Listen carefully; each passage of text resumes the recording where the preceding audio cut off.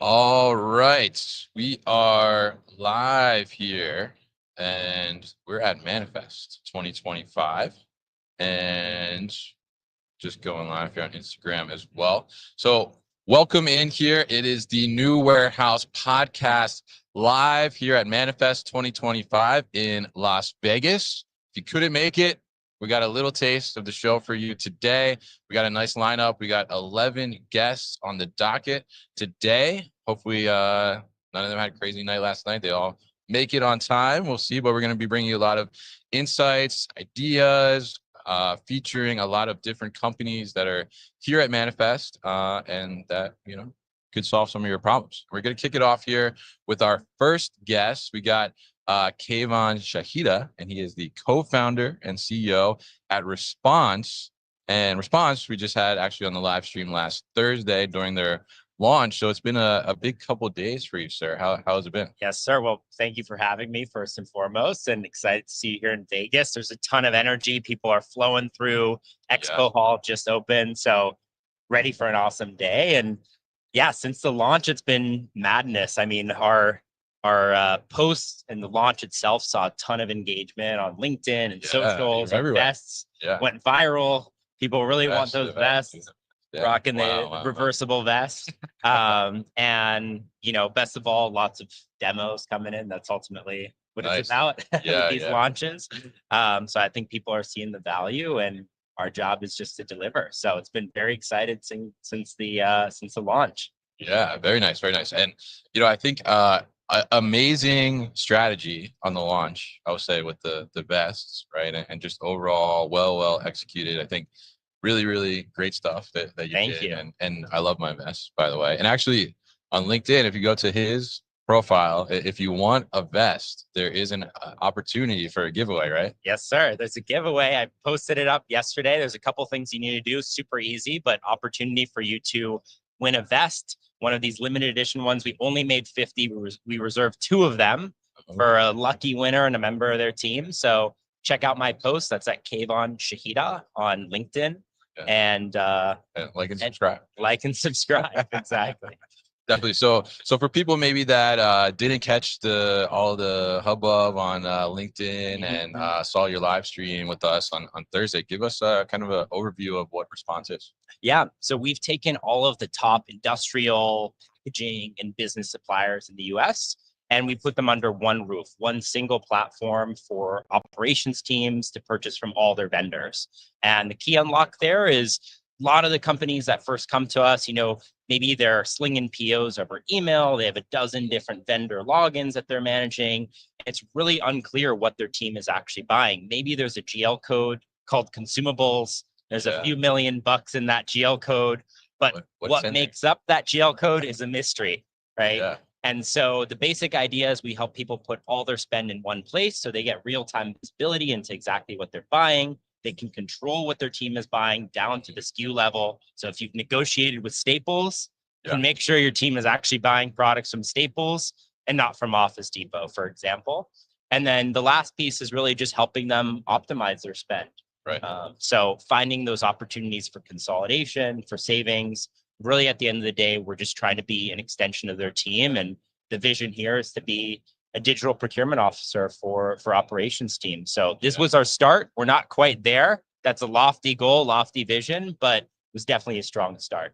Yeah, absolutely. And I think it's great that you're getting out there and, being able to tackle that. And like you said, right, it's like this bucket, right, is a lot of money we're spending, right? But what is all of that stuff that we're spending, right? So really interesting how you're developing that. And I think the evolution of that will be really, really strong, right? For that procurement space. And reducing that cost as well. And I think getting control, right, which is the ultimate goal, right? You're very controlling, right, in a good way, right, for indirect spend, right? So with that, you launched on Thursday. It's been a couple of days, right? You've been here for like 2 days at Manifest. You're getting a lot of contact and stuff like that. So since the launch, I'm curious, what have you learned from people as they know what you're tackling? Are there any new problems that you've kind of come across in talking to people? Well, I think one of the big themes was something that you brought up last week on the podcast, which is this is one of the biggest problems that people have that they don't even know that they have, right? It's this huge leak. And if you start to ask them questions about their spend, all right, what are you buying? How much are you buying? How much time do you spend? They don't know the answers to those questions, right? Yeah. But there's a lot of inefficiency there. And so I think you put it really well in that there's a lot of education that needs to be done, but it's a massive opportunity as a result because it's just such a gnarly challenge that people want taken off their plate. They don't want to have to think about this. They want to just be running their facility, running their team. Procurement is one of the 100 hats that they've been given. And if it can be taken off their plate, they're going to be very happy with that. Yeah, definitely. And I think it is definitely like this hidden thing, but massive, right? I think as you highlighted from a cost perspective, a dollar perspective, and necessary, right? In a sense, right? I mean, you can't keep the operation going, without these little things that we kind of, I think over time we just take for granted, right? And it's just like, well, we need them, so we're just going to keep buying them, and we're not going to spend time like trying to optimize or save this amount of money and things like that. So now tell us too, I mean, here at Manifest, like we're just kicking it off, right? You're our first guest of the day. Like you said, the doors just open to the expo floor, and the flood of people are coming in here, the stampede, right? So tell us a little bit what you're expecting from the show and what you're hoping to get out of it.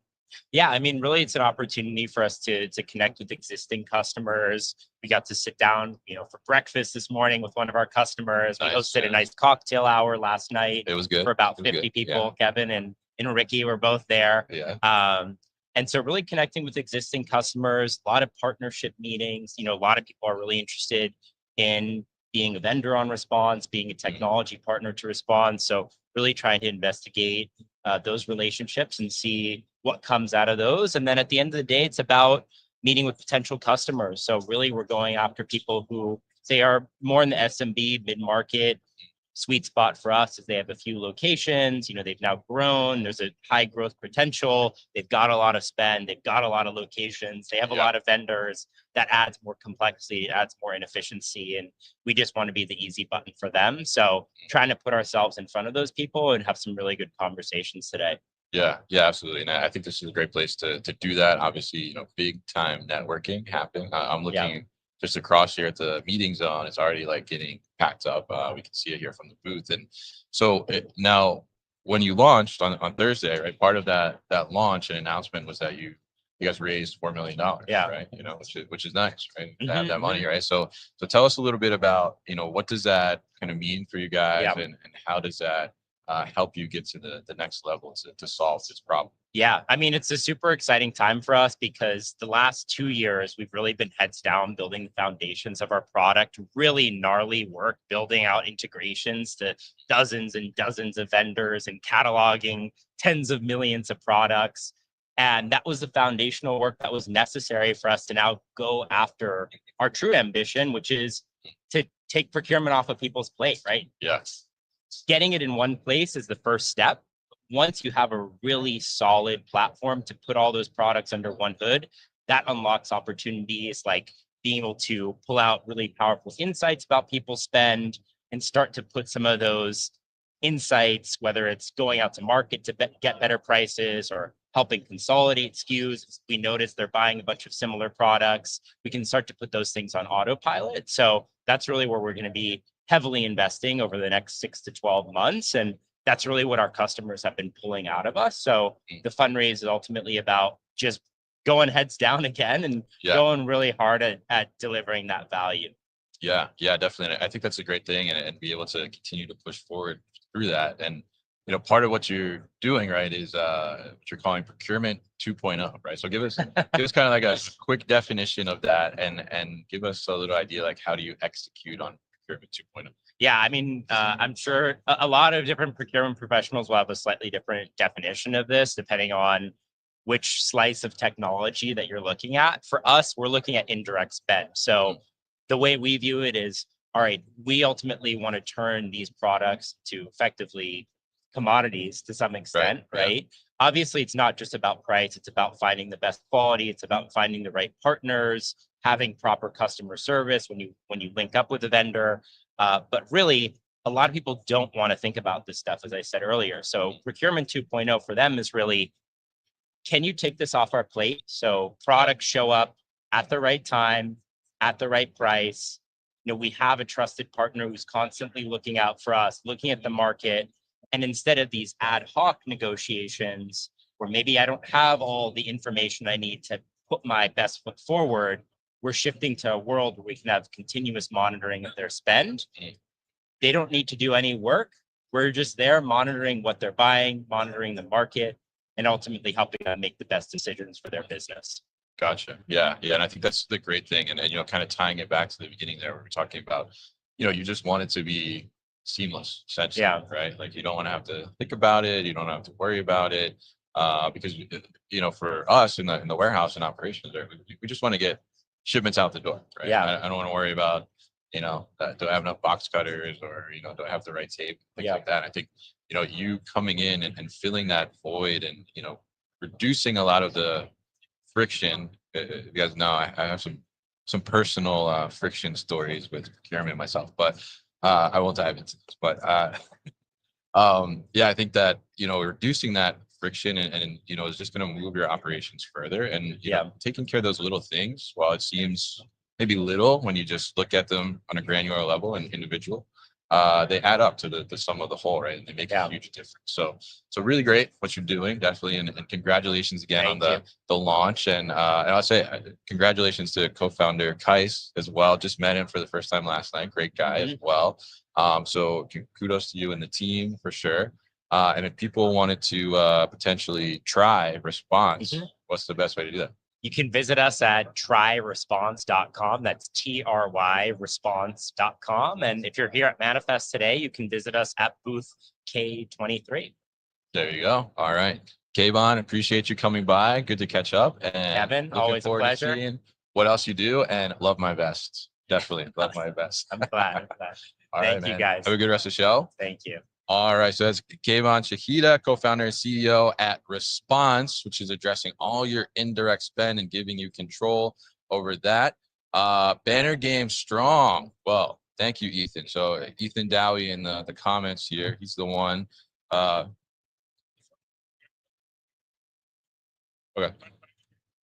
Yeah, sure. But come sit over on this one here. So Ethan, thank you for the banner. His team was the one that put this together, our new backgrounds here. And hey, Peter, shout out to you as well. So now joining me, phone's on. Joining me here, we got Dan Gilmore, who is Chief Marketing Officer over at Roboteon. And we're going to talk about Roboteon and what they do. So Dan, first off, welcome to the booth. Welcome to the show. How are you? Great. Glad to be here. A lot going on the show here, and great to be back with you as always. Definitely. Always good to catch up with you and talk to you. So for people that maybe are not familiar, why don't you kick it off? Tell us a little bit about Roboteon. Yeah, we're a newer company, so still got a lot of brand recognition in the marketplace, but we're working on that. And, got a lot of really good things going. So we provide really warehouse automation and robotic enablement capabilities and software that helps companies to integrate, manage, orchestrate, and optimize robotic enabled processes. Gotcha. Okay. Interesting. Very powerfully emerging sector of the market. Yeah, absolutely. And so I guess tell us why is that so important? Why is better integration becoming increasingly more important for operations?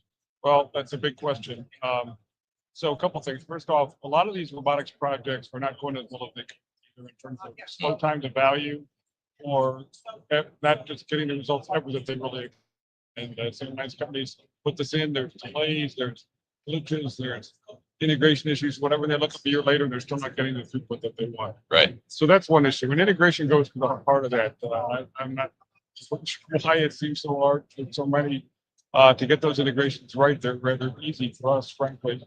But nevertheless, there is a need in the market for somebody to come in and connect these different parts in a way that maximizes the whole, not focuses on each individual side. Interesting. Yeah, and I've heard definitely some stories about people not really getting the expected results when they've implemented systems or some type of automation. And to your point there, like you're saying, and so tell us a little bit about if I'm a company and I'm looking at automation, I'm gonna bring some automation in. Where does Roboteon kind of come in to into play. Yeah. Well, the great thing is we've got a very powerful suite of product development robotics from the platform that provides a whole wealth of capabilities, but it's not you got to have it all. We can pick and choose. You can start in a certain place and evolve over time. That would be the typical model, frankly.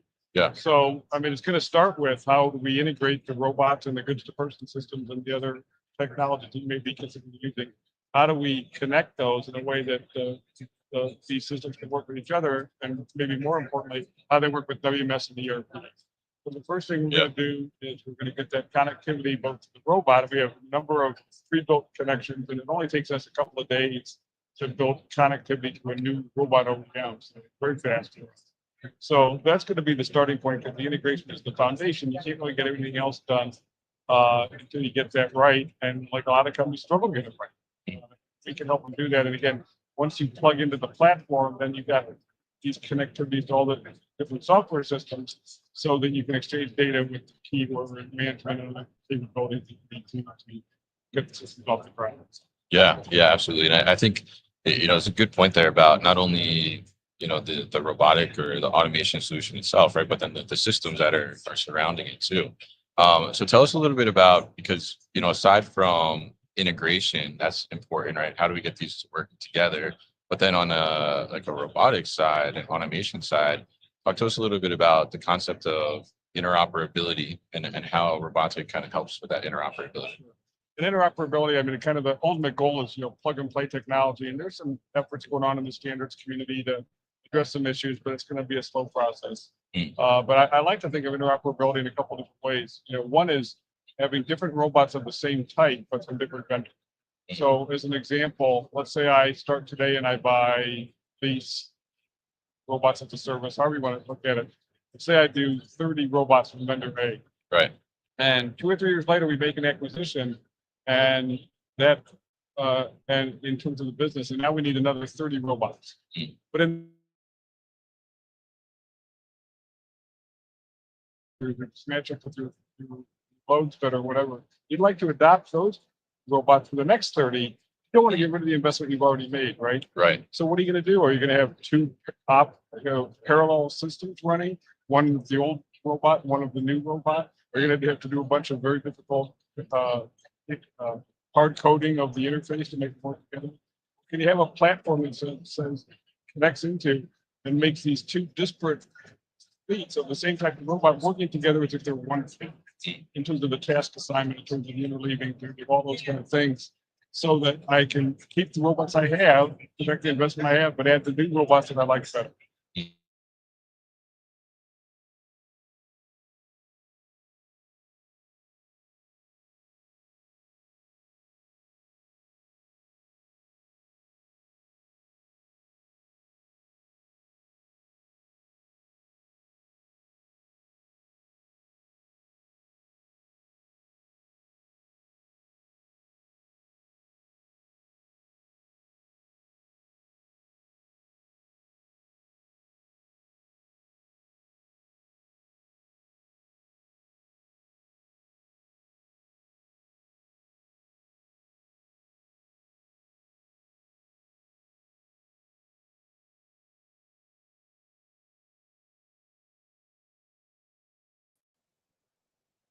Okay.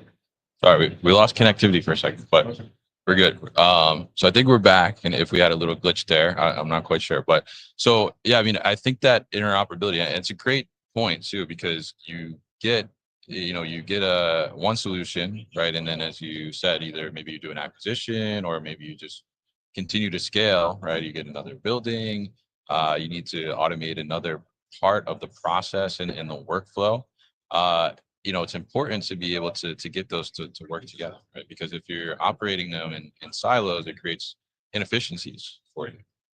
So I'm curious, what are you seeing in the market in terms of what companies are looking like from that perspective? Like, do you see that, there are companies now that are starting to evolve. So now they're looking at multiple different robotic solutions, and they're trying to figure out just exactly how to bring them together. Yeah, this is really coming on. I think if you talk to the analyst communities, the Gartners, Interactive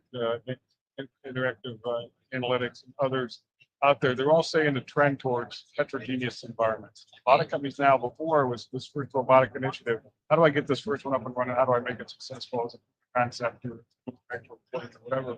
Not really thinking about the long term element. Now companies are starting to think that way and realizing, hey, I need to be able to easily add in other robots of different kinds or different vendors and do that over time as the technology improves, as they automate additional processes, as you said there. So the analysts saying they're getting a lot more calls with companies saying, hey, we can help me do this because I realize now we haven't been thinking strategically enough about where we're going with robotics. Here's another interesting example, another consumer goods company that large global footprint of factories and warehouses. And they have a long tradition of letting local countries pick the technology vendors that they like. So, there's this company's German division, there's this company's UK division, there's this company's Japanese division, whatever. Historically, the local managers have been able to pick the automation they want. What this company wants to be able to do is say, okay, let's say there's a layer picker robot. I want to be able to let the local country pick the layer picker robot that they want, but it plugs into the platform, so you have all the connectivity to all the WMSs and ERPs and any other software you have. And it gives the best of both worlds. It allows a centralized kind of strategy and deployment, but yet with local execution in terms of the robots they want to use. So that's another, I think, pretty interesting example. But we are no question heading into a heterogeneous world. There's always going to be some non-automated processes, and you need to be able to interoperate not only the automated systems but also the non-automated systems as well, because you may have a automated layer picking system for full tiers. But you have a manual case pick right next to it. How do you synchronize the input and the output into both those systems as well as others at the same time? Yeah, definitely. And I think that synchronization, like you said, is so key, right? Because the more systems we get, right? And I mean, I think if you look around here at Manifest, we'll see there's more and more technology, right, coming into the space, and you start to add those layers on. How do you maintain kind of that cohesiveness between all of them and bring them together? It sounds like that's where Roboteon kind of lies. So yeah, I mean, we have really what we call an orchestration engine that helps monitor the internal conditions at all time very proactively, and it's going to release work and synchronize resources in a way that maximizes the total flow, not just the flow of any one individual area. And that's very key. I mean, just to take a simple example, it's so prevalent. We've seen a number of examples of companies that installed some autonomous mobile robots in the distribution center, got big productivity gains from doing so, but just moved the lump in the snake to packing. So now they got these giant backups packing, and they're having trouble synchronizing the orders. So that's just another example of where something to orchestrate and optimize that flow of goods and people and robots, really is going to be determinant of whether you're going to get maximum results in the system or just kind of average results in the system. Gotcha. Yeah.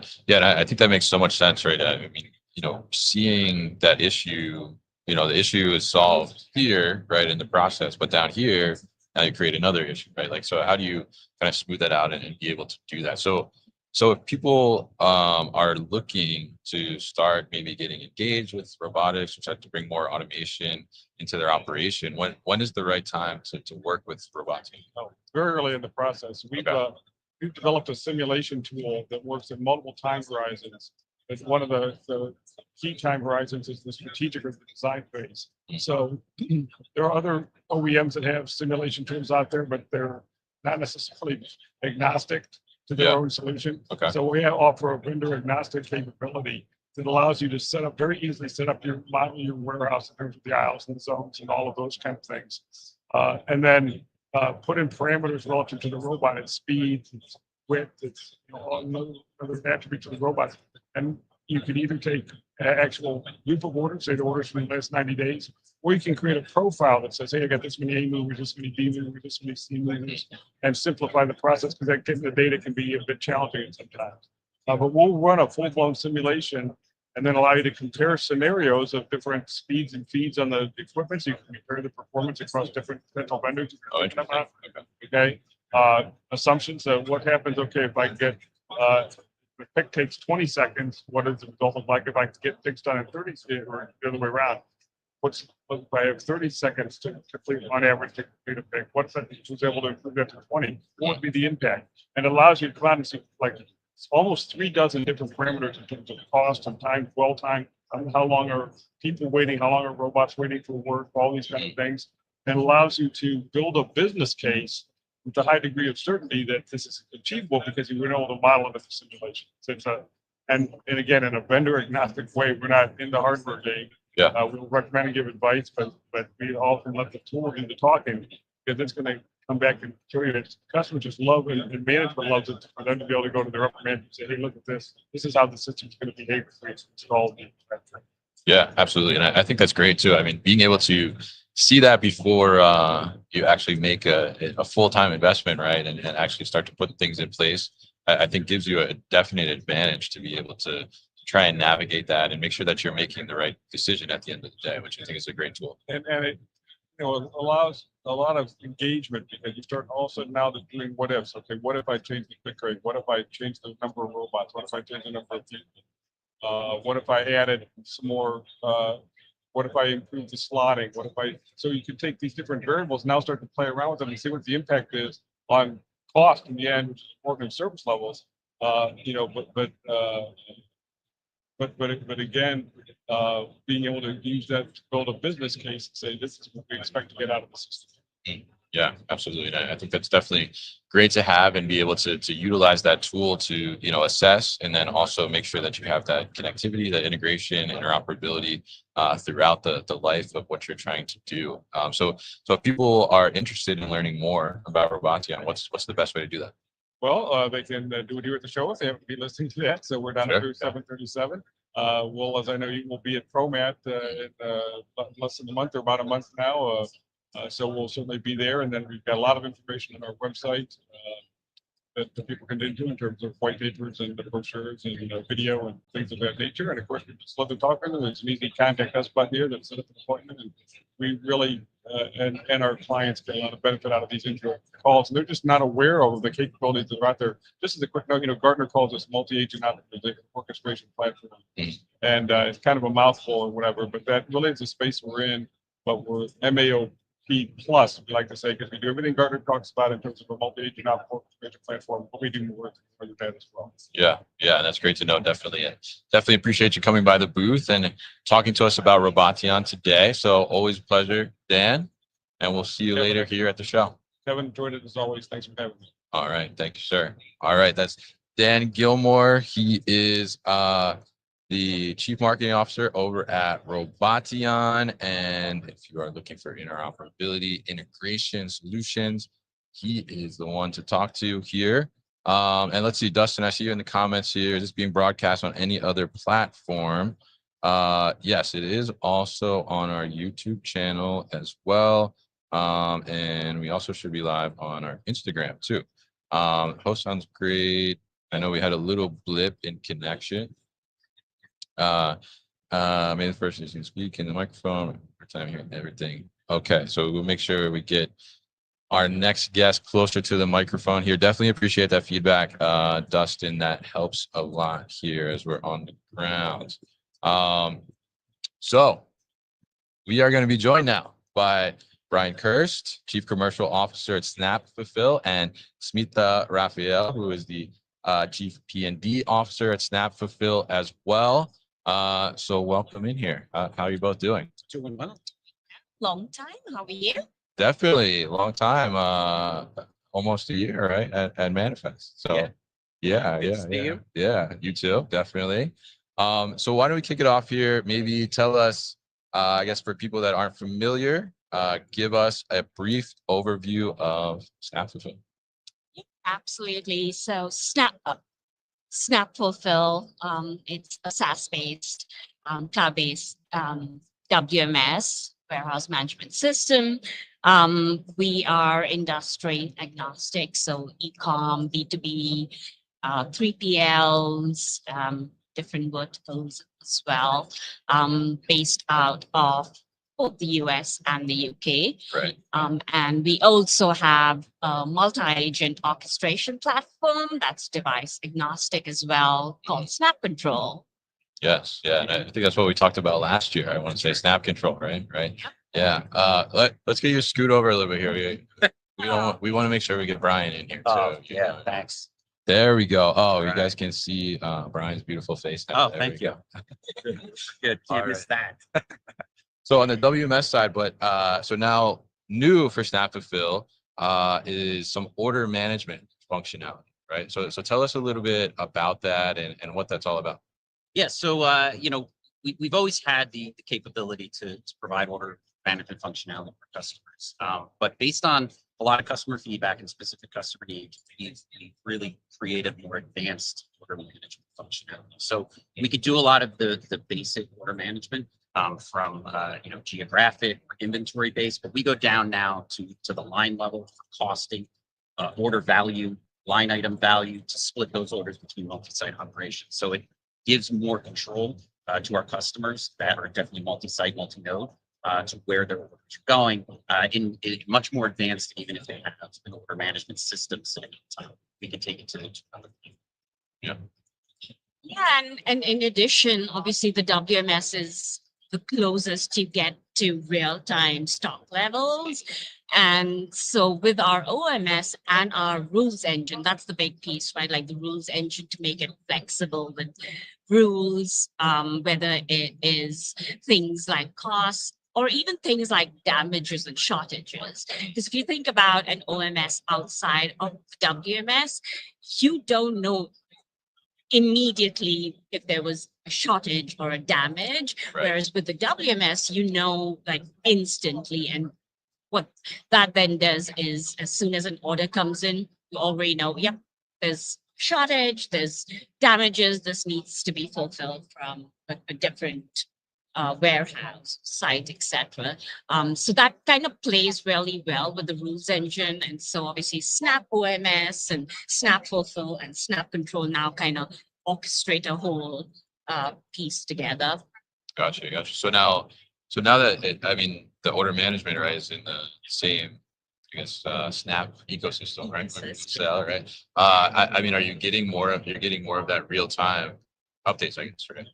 Yeah, absolutely. So I mean, the ERPs or like shopping cart platforms obviously just like send down orders, and because we now have so many clients with multiple sites across the country, or even within the same state, a couple of states, etc., it's really helpful for them where they now don't have to worry about, wait, do we need back order this? Is this cost effective? Is this the right carrier, etc., and all of that? They just plug in the rules into the rules engine of the OMS. And so like real time, even if something like as you're picking and something goes, I don't know, like damage or a whole pallet does, you can back order it and the rules engine will kick in and see whether, well, in a week you're going to get a new shipment of this product here. Well, actually, you already have some down the street. Go fulfill it there. So yeah, there's a lot of flexibility with that. Yeah, and it's really taking all of that data that the retailers and the 3PLs have access to from the external sources as well as within Snapfulfil, and leveraging that to make much more detailed decisions to service their customers. So in that practical sense, in the past, it was just, yeah, let's split an order because there's inventory availability across multiple sites. Well, now it might not make sense from a cost perspective to split that. If it's less than a certain value, you don't want to invest that labor into doing multiple picks at multiple sites. You might want to meet this point. If you know products coming in, you have that data. Make a decision based on that data. So the order in one site, so that product comes in. So we're able to get very granular on how we're managing the customers. Yeah, definitely. I think that could lead to definitely a lot more efficiency gains. I can imagine too as well. Right? Yeah, so you're reducing the touches, you're reducing the pick time, and you're definitely cost savings on freight and shipments. Yeah. So very important there, and I think that it's great too that you pointed out, Smita, that in traditional sense, I guess, right? Like you wouldn't have that real time kind of update and be able to do that. So the fact that you brought it into the ecosystem, as we said, what we'll call the ecosystem here, to be able to have that real time kind of updates and make those things, fly or make it make more sense, right? Or if you dissect it like after the fact, you're like, oh, we should have did this, right? Like, but we just didn't have the full visibility and the real time updates. So I think that pushes it forward, you know, a lot further for operations and just the supply chain as a whole. Yeah. Yeah. So now you also have the 2025 Warehouse and Automation Industry Report, right? Which is you're announcing here, right? Yeah, so we have hard copies and digital Oh, copies. is it? Oh, it is hot. It is hot. It is press. hot Yeah. off the press. Yeah. So you know, through some of our partnerships, we went out and surveyed the market and brought back some really good insights on the industry, on automation, the warehouse, WMS. It's pretty agnostic across the warehousing space, which is where, you know, it's our sweet spot there within the four walls. So I think it's a extremely valuable report. If people want to take a look at it, stop by and definitely pick up a copy. Definitely, and very fresh right here at Manifest as well. So, so tell us from this. I mean, what are some of the big takeaways from the report? So what we're seeing is a lot of warehouses, the vast majority have plans to continue to automate. So automation is still top of mind for warehouses. In addition, there is a focus on data, access to data and visualizing that data.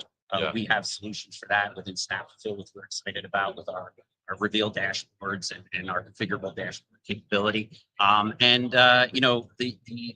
You know, one of the big takeaways for us as a WMS provider is the customers understanding what they have available to them with their current WMS, and making sure that if they don't have the functionality, that they're bringing in a provider that understands the requirements and has the flexibility to scale with their business. Which, again, we support our customers on that journey from you know, whether it's mid-market, enterprise customers, we're able to scale in different size warehouses, multi-site operations, retail, 3PL.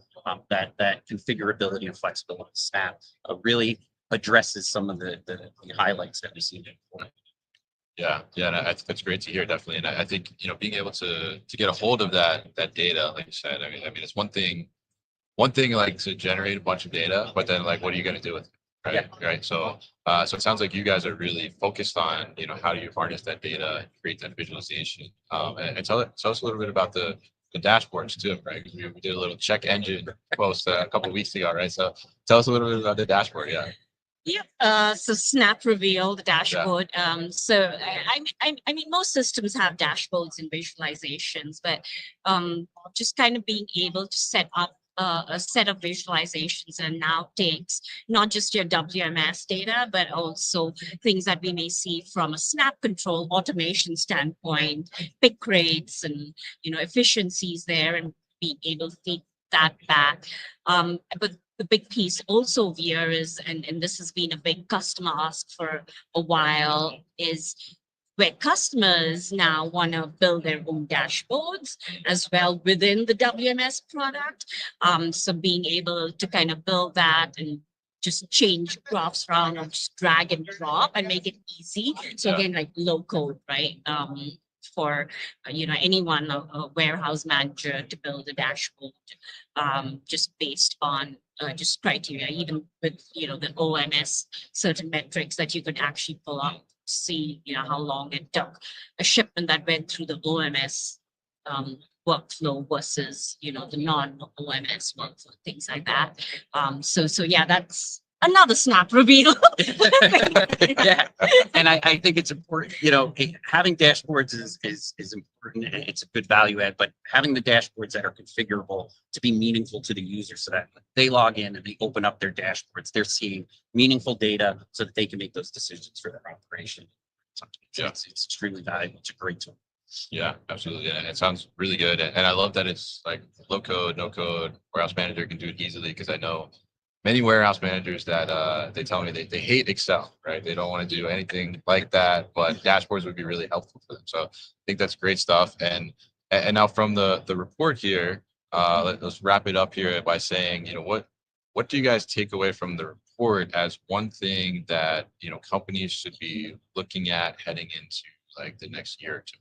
Yeah, I think, you know, it continues to be automation and data. You know, we're seeing more and more of our customers and just warehouses in this space trying to bring automation into the space, trying to bring automation into their operations, not even from a labor reduction standpoint, but an efficiency and a customer experience standpoint, augmenting that labor. There is labor scarcity. We're seeing, warehouses aren't always near the port now, and your labor, they're popping up everywhere. So labor scarcity is something that automation is helping address, and the data to drive those decisions within the warehouse. It's a big focus of Snapfulfil. We have a lot of data in Snapfulfil, so presenting that data and helping our customers harness that data to drive their operations is a key for us. So we'll continue to focus on that, and that's a big takeaway for Any takeaways for you? I think just having people educate themselves on the types of automation and what works best for you, because as Brian said, like almost every customer who comes to us now talks about automation, but then looking at the data, you can see, well, maybe I don't need automation in receiving. I actually need it in packing, or even the type of product as well, to just kind of make that decision intelligently. And I think that that's pretty crucial, because the last thing you want is, even if it's a quick integration with Snap Control or any other system, the adverse effects to having bad or a bad fit over there with automation and operations could be disastrous. So Yeah. All right, great stuff. Definitely, and I appreciate those insights and takeaways, and definitely the fresh report here. So if people want to check it out or learn more about Snapfulfil, what's the best way to do that?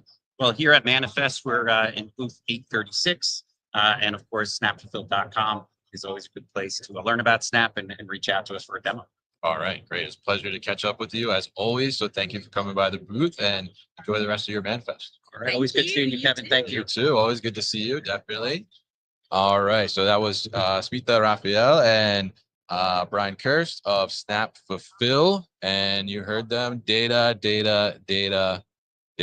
right? Data is super important there. So make sure you're harnessing that data. And up next, we're gonna have Matt Hertz out there. Wow. Shout out Matt Hertz on the live. We got Nalay from Arvist. You're going this one here. All right. These headphones here. So we got Nalay from founder and CEO of Arvist here. So Nalay, how are you, sir? Doing good, Ken. How are you? Doing well, doing well. So tell us a little bit about Arvist for people that aren't familiar. Absolutely. So Arvist, we are automating quality control and compliance in warehousing logistics operations using existing infrastructure. So how we do that is we bring in data from any video sources, whether it's security cameras, cell phones, tablets, even Zebra barcode scanners, and combine that data with your WMS information, the warehouse management system information, and in real time analyze the products coming in through your dock doors. So whether it's the correct inventory or not, and you're shipping the product out, it's the correct quantity on the pallet or not. If there's any damages to boxes, water damage, any kind of pallet level damage, shrink wrap damage, things like that. And then what we are also doing, very interesting, and something that we are launching now is automated claims management. Okay. So if someone creates a claim that, hey, you sent out a wrong product or you sent out damaged boxes, right now you don't have to do any kind of auditing, investigation. Our AI agent just goes in to the Arvist platform, pulls that report out that, hey, on February 11th, it was shipped out in correct condition, correct inventory. Here are pictures from 4 sides of your pallet. Oh, wow. Yeah, so making that process seamless and very objective.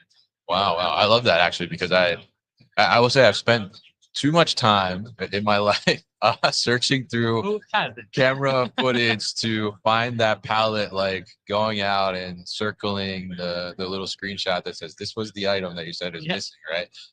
So that's very interesting. So, and I think the last time we talked, it was a while ago since you've been on the podcast, right?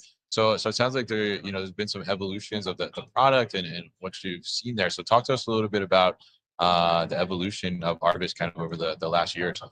Absolutely. So as I think over a year ago when we spoke, right, we were focused a lot on safety and compliance of the facilities itself. We still have that as a product offering, and it's selling well. What we realized is quality control is an untapped potential in warehousing. It's not a problem people have solved for, and it's everyone's looking for that solution. right? Right now, the perfect order rate, the median perfect order rate in warehouses in the US is at about 85, 90%. It's like 10 to 15% of all products are going out damaged. And of course, labor is an issue. No one has the time to do a QC check, like you said, right? No one has the time to walk around to do that. So that's why we use the technology platform that we had developed around the computer vision side, and now we're applying to the QC, and we're seeing phenomenal results. Very interesting. Yeah, yeah. And tell us, tell us a little bit about those results, like with your customers that you've been working with. I mean, what are some of the ways that they've seen, either wins or maybe even like opened up different opportunities they never even thought about? Absolutely. So one very recent result is we reduced the time per pallet inspection from about 160 seconds to 15 seconds. Oh, wow. Right. So now, and it is a 100% accurate process, and it's running 24/7. So if they can run 3 shifts, and their throughput has increased a lot.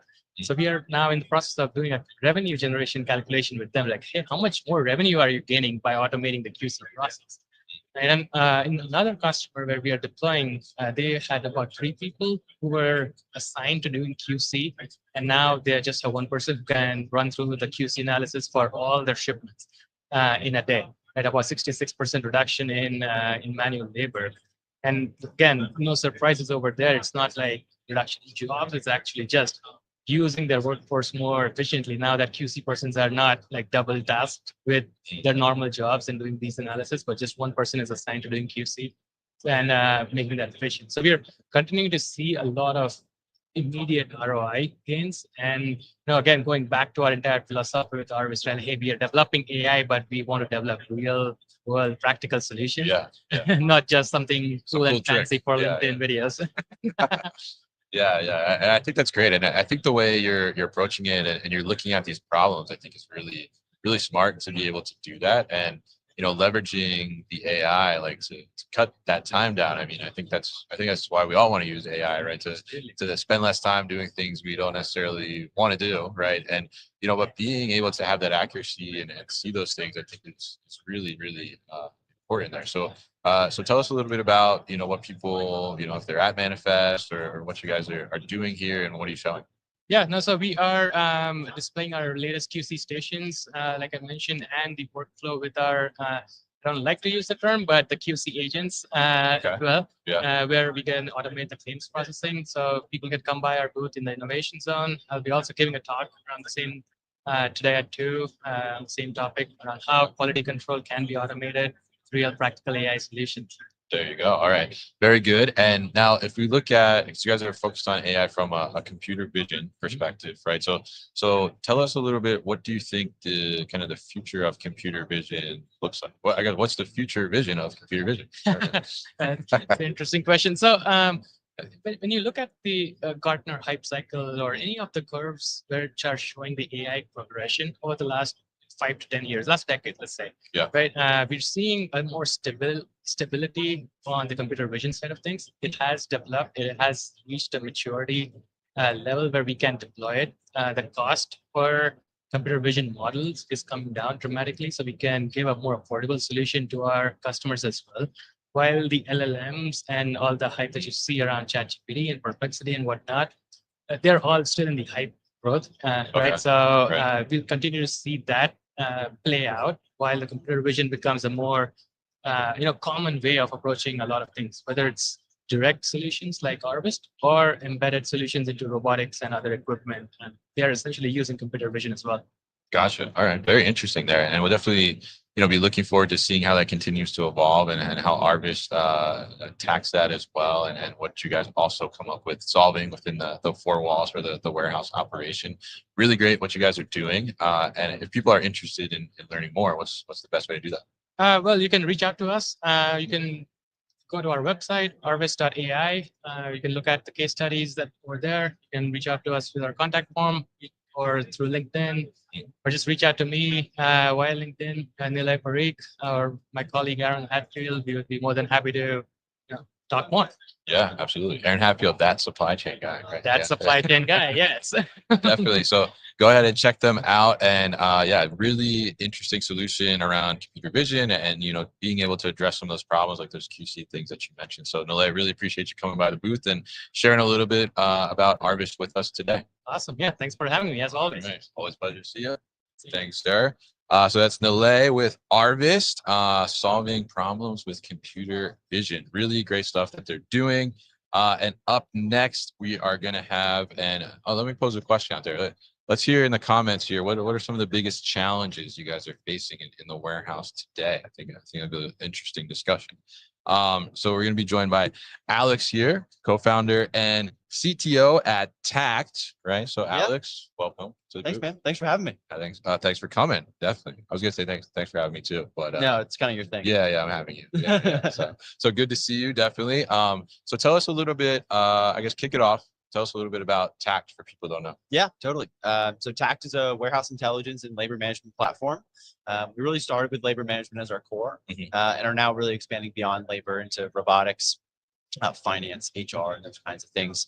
And so really we're starting to execute on this vision of warehouse intelligence, where we sit across all of your systems in the warehouse and help your team make better decisions, from your supervisors to your managers to your facility leaders, all through your engineers, HR, and finance teams as well. So it's been a great journey, and I think the warehouse software landscape is going to change a lot over the next 5 years, and we really think that by bringing that all together, we'll be able to help you make better decisions and also help your make those systems also more intelligent as well. Interesting. And let's talk about that. Because you said over the next 5 years, you think the software landscape is going to change. What are you thinking? Yeah, I mean, I think if you look across just this conference alone, the robotics and automation solutions that are here, all the different pieces of software that are now coming into the warehouse. We have friends over at Paccurate and all the different WMSs and things like that exist. The warehouse has gotten so much more technologically advanced, right? And those solutions are there to solve a very specific problem, but they only are going to provide you the analytics inside their world, right? They're very focused on their piece of the puzzle, which is great, which is what you want, but you also want the ability to look across all of those systems. So what is coming upstream, what is downstream of me, and how can I make better decisions, knowing what might be coming down from the pack department? How's the pick department doing? And if that's run out of a different system, or it's Locus Robotics or what have you, you want to be able to have those insights in the pack department to understand what's coming. And I think being able to look across your entire warehouse at a single pane of glass is going to be extremely important as these warehouses continue to modernize. Yeah, absolutely. And I think it's a great point there, because like you said, you look around here, I mean, there's so much technology, right? I mean, the warehouse is totally different from 5-10 years ago, right? Totally. On what you can do and the capabilities you can do with the right technology in place. And I think, like you said, you're gonna bring all these different pieces together, right? But then how do you bring them into like a single way to be able to visualize those? So tell us a little bit about, because I think since the last time you guys have been on the podcast, there've been definitely some updates. So what's the latest with Takt? Yeah. So I think for us, coming down the journey and helping our customers as our customers have continued to mature inside of their operation, one of the biggest asks we had was, help me track my travel time, help me track my travel distance, and help me manage that much more effectively. One of the reasons we were sort of kind of sitting on the sidelines there for a while was trying to figure out how we can make it easier for customers to manage. We spoke to so many customers during our design process, from large retailers that everybody knows to the small 3PLs.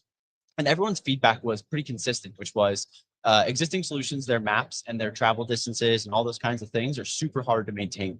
It requires an engineer or a professional services team to come in and help me maintain this map. And what happens as a result of that is almost every customer we spoke to said, oh yeah, ours is probably out of date. We probably need to update it. Yeah. And when you start thinking about that, okay, maybe my travel distance is wrong. But when you pay incentive on that, or you're doing engineering projects based on that, it's really important that those numbers are right.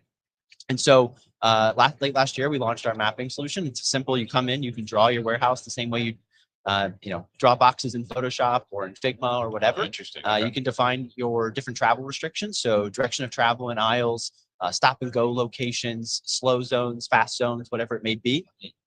And then as you have the different XYZ coordinates for your locations, we'll dynamically calculate the most effective route, taking all of those considerations into play in real time, and show the path that the employee should have taken. That's the most optimal path to get from point A to point B, so that one, the employee gets credit for that travel time, so that if you're picking units and you happen to be getting 2 units that are right next to each other on the shelf, and I have to travel 4 aisles down, you and I are being held to the same standard and the same level of expectation, even when there's different travel rates.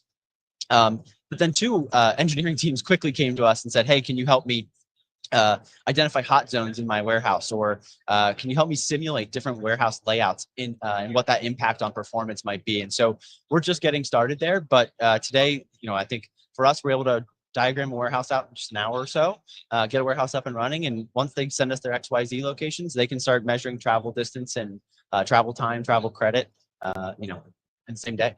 Yeah.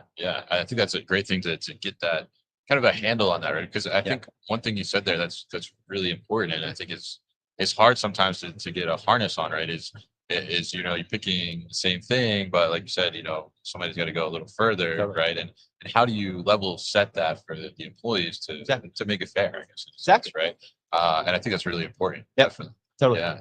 And so talk to us about the XYZ, but tell us a little bit about Takt TV too. Oh, yeah. This is the latest the latest channel in warehousing, right? Yeah, totally. Takt. Yeah, exactly. The hot new channel. Check it out. No. So one of the biggest things we've heard from customers very early on was, how do I make all these performance metrics and these insights more visible to my team on the floor? You've walked around tons of warehouses. You see they have TVs everywhere, and they're really underutilized. It can be an easy way for someone to check in how they're doing, see how the team's doing, see how I'm doing individually, see how a department's doing. Or if, like we used that example before, if I'm in the pack department, have a TV that also shows me a slide that includes how the pick department's doing, so I know what work is coming towards me. And if I have the right team currently in my pack area, or I'm overstaffed or understaffed, I'm going to get much more real-time insights without having to go to my computer or go to my desk and get that insight. We can deliver that directly via that TV. But one of the things we heard was, hey, it's really hard for IT. IT has to get involved. They have to manage the different pages. We typically need to go buy a solution that's going to help auto refresh the page or auto refresh the data, or switch between different dashboards that we have. And so Takt TV is something we're really excited about, because you can do all of that inside of Takt. At the end of the day, all your IT team has to do is take the same link, paste it into a browser, and we'll handle switching between different dashboards, refreshing the data, auto scrolling between different, if you have a long list of employees that are working in that area and you want to see their performance, we'll auto scroll that in a way that your employees can see where it is. You can adjust the zoom level. So for those TVs that are really high or really far away, you can adjust to make sure it's easy for everyone to see. And not to mention, if you have a warehouse that is multilingual, you can also, if you have an area of your warehouse that tends to speak Spanish or French or whatever it may be, all of that's translated as well. And so it's super accessible for those employees on the floor. And it's really about bringing Takt to the warehouse floor. Yeah, I love that. And I think a lot of the things that you guys, so started out with labor management, essentially, right? And being able to kind of give, management visibility into what's really going on with the employee within the facility, and then continue to evolve that, as we just talked about here. But now, it seems like there's a large focus on visualization, right, within the operation. So tell us, why is that so key, and why are you putting a big focus on it? Yeah, I think if you look at the way a lot of these operations teams run, it's really out of necessity. They've really fallen back to spreadsheets. A lot of custom pivoting of data, downloading data from 3, 4, 5 different systems, and then trying to reconcile all of that every hour, every 30 minutes, whatever it may be, and adapt to challenges. And we're really we're asking a lot of folks on the floor. Not only do they have to do their job, run the daily operation, but they also have to become a de facto data analyst.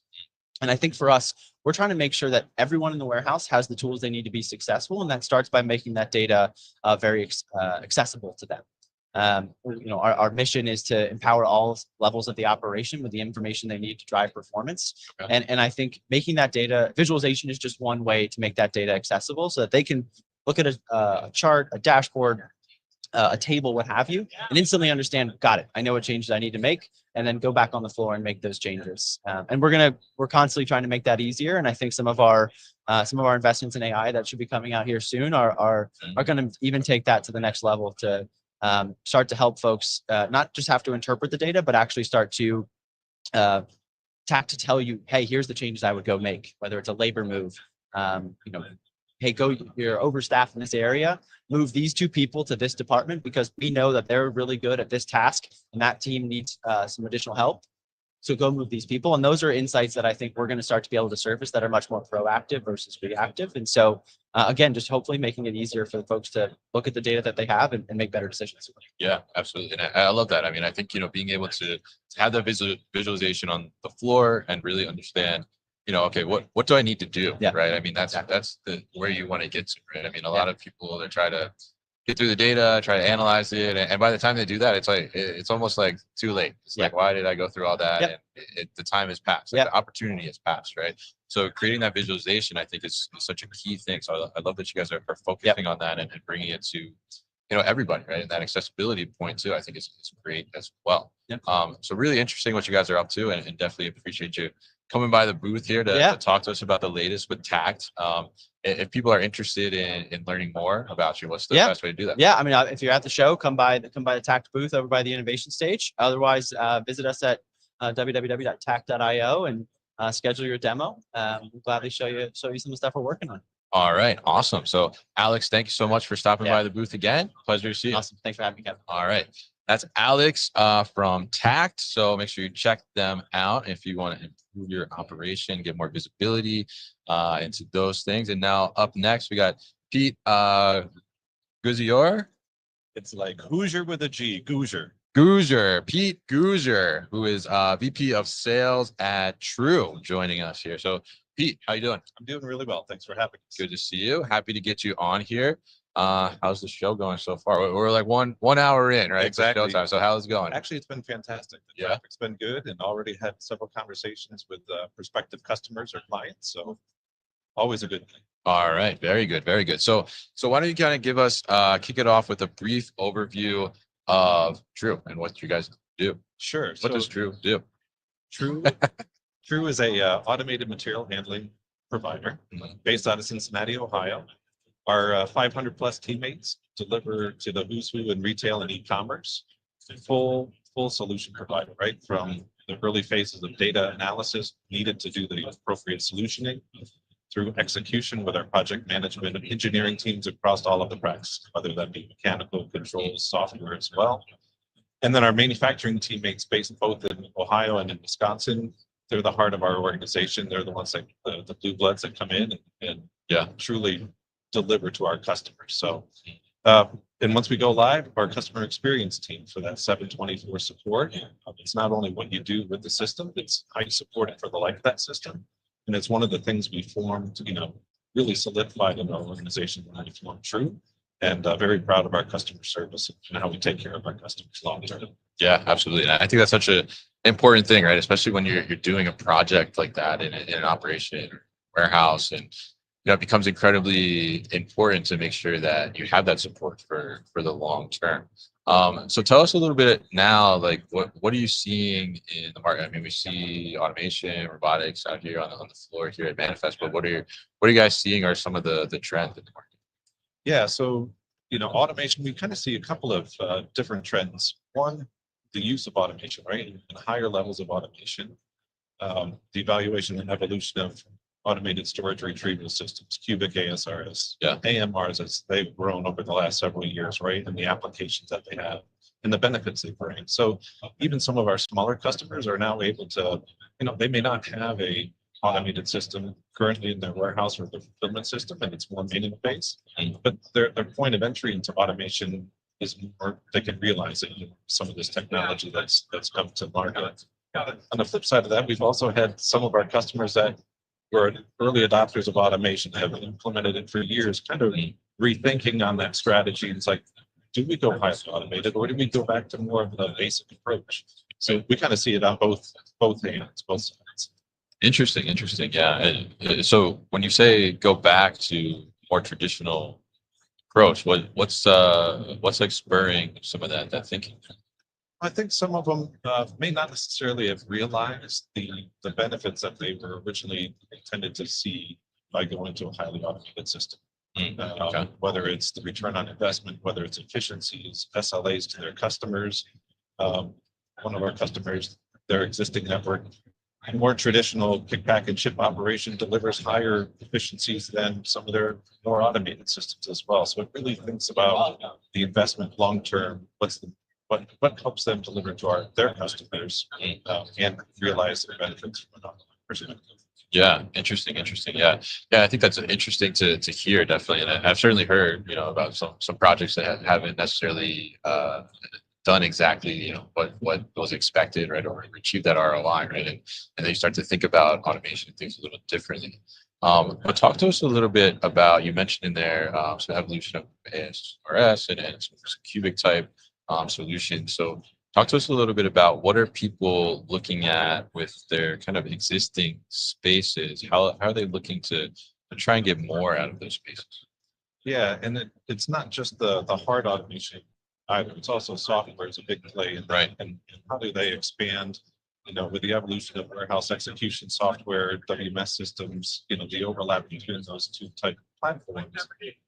By deploying it west, they might be able to realize additional benefits, leveraging how much longer they could get more throughput out of that facility for 3, 5, 7 years versus, hey, we need to consider adding another facility in the building or another facility in our network, or do we need to expand in the existing place there? So technologies such as the cubic ASRS or ASR technologies from a case, from a tote, from a pallet handling, allows them some flexibility on density and storage if that's one of their challenges. Right. Freeing up some additional space within their facility that they may be able to put in another subsystem, smaller subsystem into the existing footprint. That gets them to the next 3 or 5 year plan. So not having to build a greenfield as well. So technology is an enabler for sure. But you have to take the time to plan. You are impacting an operation when you're going into brownfield type of environments. Right. And you can't prevent them from getting product out the door. Yeah. That'd be bad. Yeah, I mean, at the end of the day, got to get the boxes out the door. Right? Absolutely. Yeah. So are you seeing in that regard? I mean, are you seeing more people lean towards trying to do something with their existing space versus saying, "Let me go get a new space and start from scratch"? I don't know if it's a 50-50 split, but I would say in the last 12 to 18 months, Yeah. predominantly it's been how do we leverage the existing infrastructure we have today? Some customers have aged systems, so it just needs to be refreshed. It might be 20, 30 years old. They can bring some new life to it by upgrading and replacing some of that technology just to help out in the short term. We have other customers that during this time have also been investing in expanding their network with greenfield builds. But I would say predominantly we've seen a lot of the brownfield type systems and opportunities in the market. Yeah. And I mean, to that point too, on the brownfield side, I mean, do you find that there is opportunity there that people don't necessarily realize or necessarily maybe even think is possible in a building that they've been in for some time? Absolutely. Yeah. What we try to do is working with our customers, we try to help them understand, okay, what's the data of your facility, right? What's your throughput? What are your SLAs? What you need to get produced in that given time frame? And then what are your operational practices that you have currently in place? So we help customers come in existing facility with or without technology or automation involved. And we've helped them just by making operational or process improvements, right? No investment in an automated system. But we've also had customers that are manual based right now, but we're able to make them realize, yeah, we can take a step forward here, whether maybe it's an AMR based or a small sort system, something that can help, face some of their challenges with labor or space, whatever that might be. But then also those customers that, hey, we need to put in more fully automated system to meet our demands and our growth. So it's a broad spectrum from our customer base and what their needs are, and automation absolutely helps enable that. Interesting. Yeah, definitely. Like no one size fits all. Right? Correct. Yeah, it's all very unique. So very interesting there. And if we look at the automation landscape itself, I guess for you, I'm curious, like what's most exciting for you in automation? I'll tell you what, the one thing that's constant in our industry is change. Yeah, that's true. And evolution. Yeah. You just think about the technologies that have been launched here in the last handful of years and how they've evolved, and just AMRs and their growth and the applications now that they really deliver a benefit to our customers.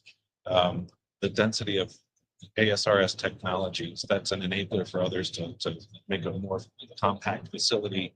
It's just exciting to see AI how do we leverage that? How do we be smarter? Does that enable further expansion of existing facilities, prolonging the life of a system because we're a little bit smarter? We see something, some trends that we can react or modify within the existing footprint. So it's a change. Yeah. Exciting. Change is exciting for you. It's exciting. Okay. Okay. So some people would say change is scary, so that's good to hear. That's No, but exciting for you. Yeah. that promotes innovation and growth and kind of goes against the status quo. Yeah, definitely. And I think it's very interesting because change we see now, like you mentioned, there's in the last couple of years, we've seen such technological advances. I think just one as a society, right? Right. But two, I think, the coolest part is that a lot of that advancement, we find like practical applications in our industry, right? And we get to apply some of those things. And we see just the evolution of these things kind of getting more rapid and rapid. And I think that's exciting too. The change as well to be able to see it. So very interesting stuff with you here, Pete, and really interesting to kind of get your perspective on what people are looking at from existing facilities versus new facilities, some of the trends out there. And for you here at Manifest, what are you kind of looking to accomplish here? What's on your radar? Yeah, so obviously we'd love to make introductions to Trew to some additional customers and what have you while we're here at Manifest. But we have an ecosystem of what we call Trew partners, and a lot of them are on display here as well. So how we can support them and carry their technologies, move them forward as well, and coming forward as a real solution provider here to more people at the show. All right, awesome, fantastic, and I love that definitely. So if people at home are watching and they want to learn more about Trew, what's the best way to do that? Go right online at trewautomation.com. So it's TREW automation.com. Website filled with information, or feel free to reach out on the number on the site, 1-800-571-TREW. Oh wow, this guy, he's on the dime here, definitely. All right, definitely. Well, Pete, I appreciate you coming by the booth. Definitely. I'll say it's truly been a pleasure. I'll say, can we do that? Don't give me too many groans at home there. So really appreciate you coming by, Pete. It's definitely been fun. Great, thank you for your time. Thank you. So that's Pete from Trew there, doing automation. Interested in connecting with them. Check them out.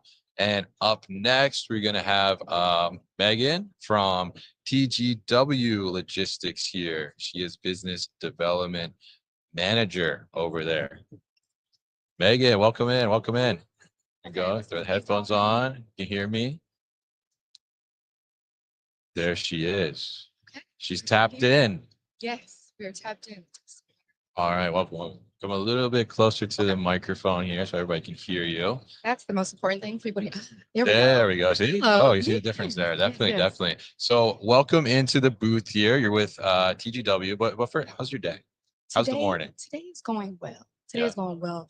Courtney, president of Manifest, and her team have done an amazing job Yes. with this. This is my first time attending Manifest. Okay. So just the amount of help they have available and the logistics even coming through here has been a breeze, as well as connecting with my, the people on my target list has been great as well. Yeah, absolutely, definitely, and definitely shout out to Courtney and the Manifest team. Yeah. They are fantastic for sure.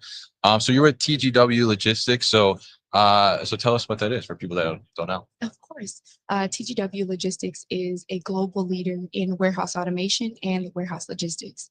In addition to that, we are also a trusted systems integrator with over 50 years experience in delivering end-to-end services such as design, manufacturing, implementation, as well as the maintenance of our warehouse automation solutions.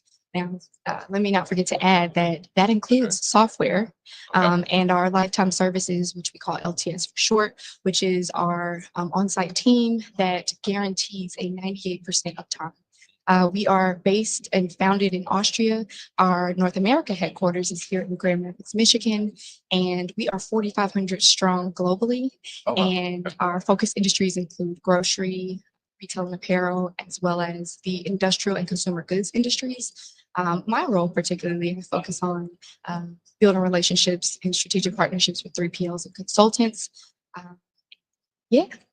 That's Awesome. TGW. Yeah, definitely. So you mentioned there kind of in the beginning of the description, you said that there's TGW kind of automation, TGW logistics. What's the difference there? Yeah, so we actually get this often. Yeah. TGW Logistics is the name, right? Yeah. But we are essentially all things warehouse automation end to end.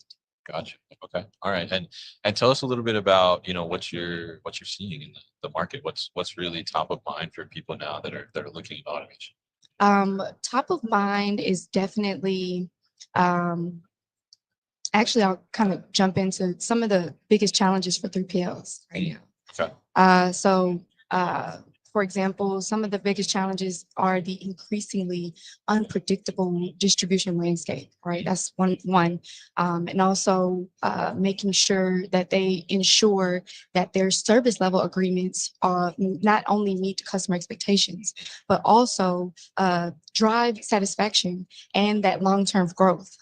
Now, here at TGW, Sure. we're able to provide those scalable and modular systems that evolve with their needs in order to help them reliably meet those SLAs, and which keeps them ahead in this very fast-changing market. Yeah, absolutely. It's rapidly changing, right? I mean, even some of the stuff we see here on the floor is like very new and has evolved in just the last year of being here, definitely. And, being able to see these things. And I guess from a 3PL perspective too, I mean, those challenges, obviously, they kind of live or die by the SLA in a sense, right? As you mentioned there. Yeah. But what are some of the things that, specifically maybe certain parts of the process or workflows that you see maybe in the last year or so, or maybe the beginning of this year where we're at right now? I mean, what is getting kind of the most attention? Like, what is piquing people's interest? And they're like, I need to solve this problem with automation. Well, to be honest, I mean, the adoption of technology is first, and so some of the biggest changes, for example, one of our clients, we just went on a client visit literally last week in Oklahoma City. They were having challenges with their employees walking, right? There's just 10 miles a day. And so the need for discrete picking, right, to eliminate that walking, because in some of these facilities, there's 60% walking and 40% picking, and sometimes 80% walking and 20% picking. So the need for picking technology and less walking is definitely there, as well as decreasing all the manual touches and receiving as well.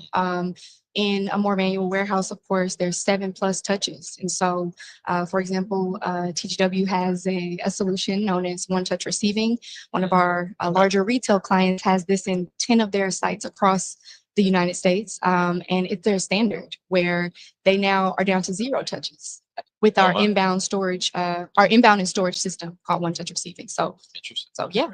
How does that work? Tell us about that. Oh, yes. So One Touch Receiving is essentially, so with this particular client, in the project scope, we partnered with Boston Dynamics. So there's a robotic arm that essentially takes the products out of the truck and places them onto our conveyor. It's then transported to our bulk storage mini load system, and with no touches. So this has essentially minimized all the manual handling in their inbound processes, and we've been able to reduce their labor force by 75%. Oh, wow. So, Interesting. Yeah. And I think because oftentimes there can be a lot of touches at inbound and receiving. Yes. Right? So going out to that one or even 0, touches as well. I mean, I think it's pretty amazing to be able to do that, because that is one of, when you talk about, challenges for workers, you talked about like walking, right? I mean, that inbound aspect and the receiving aspect can be a very labor consuming and manual, heavy lifting type of thing, especially if you're talking about container unloading or something like that. So that's really interesting to hear for sure. So, I mean, tell us, what's for you in automation right now? I mean, what's like most exciting? Ooh, I think the most exciting thing is being able to see more and more companies adopt a growth mindset. That is, and let me expound on that a little bit. Sure. So adopting a growth mindset is crucial, because this essentially fosters an openness to change and continuous improvement. Yeah. And with that, they're able to really have that open mind, and I recommend taking a holistic approach, right, and really evaluating their processes so that they can get with the right partner early. That's critical, Yeah. right? And so a part of that as well is yeah, just seeing the more companies adopt that growth mindset, because I mean they have to Yeah. in order to be able to keep up Yeah. with the growing demand that's happening, and I'm sure the complex operational processing that they're having as well. So seeing more companies adopt that mindset is crucial. Yeah, absolutely. And I think it's so interesting that you said that as one of the most exciting things, right? Well, usually when I ask that question, someone's like, "Oh yeah, this robot is really exciting to me," and all these things. But I think that growth mindset, like you said, is so important to start to embrace and have, because even though changes can be a little scary, right? For Yeah. and especially if you're doing like fulfillment, is like I can't be disrupted. Like I can't not ship, right? Right. Yeah. How do you kind of open that mindset and look at how do we embrace some of these technologies to take us to that next level and make Yeah. things better for us? So it's great that you're seeing that in the market. I think that's really great. Yeah. But now tell us about if somebody is shifting their mindset, right? Maybe we've just influenced them to shift their mindset a little bit, right? So Yeah. so tell us, they start to engage with TGW and they're like, you know what, like I want to look at automation or something that can help me to take my operation to the next level. How do you kind of take them on that path, and like where do you start them at?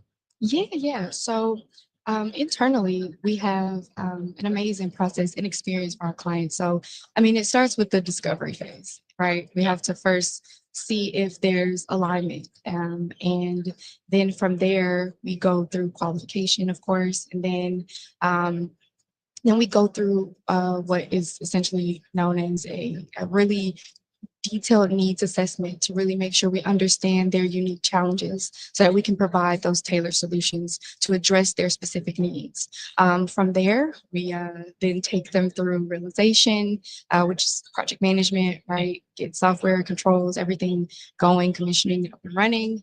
And then we then provide our lifetime services, right? To stay with their automation investment for the lifetime of the equipment.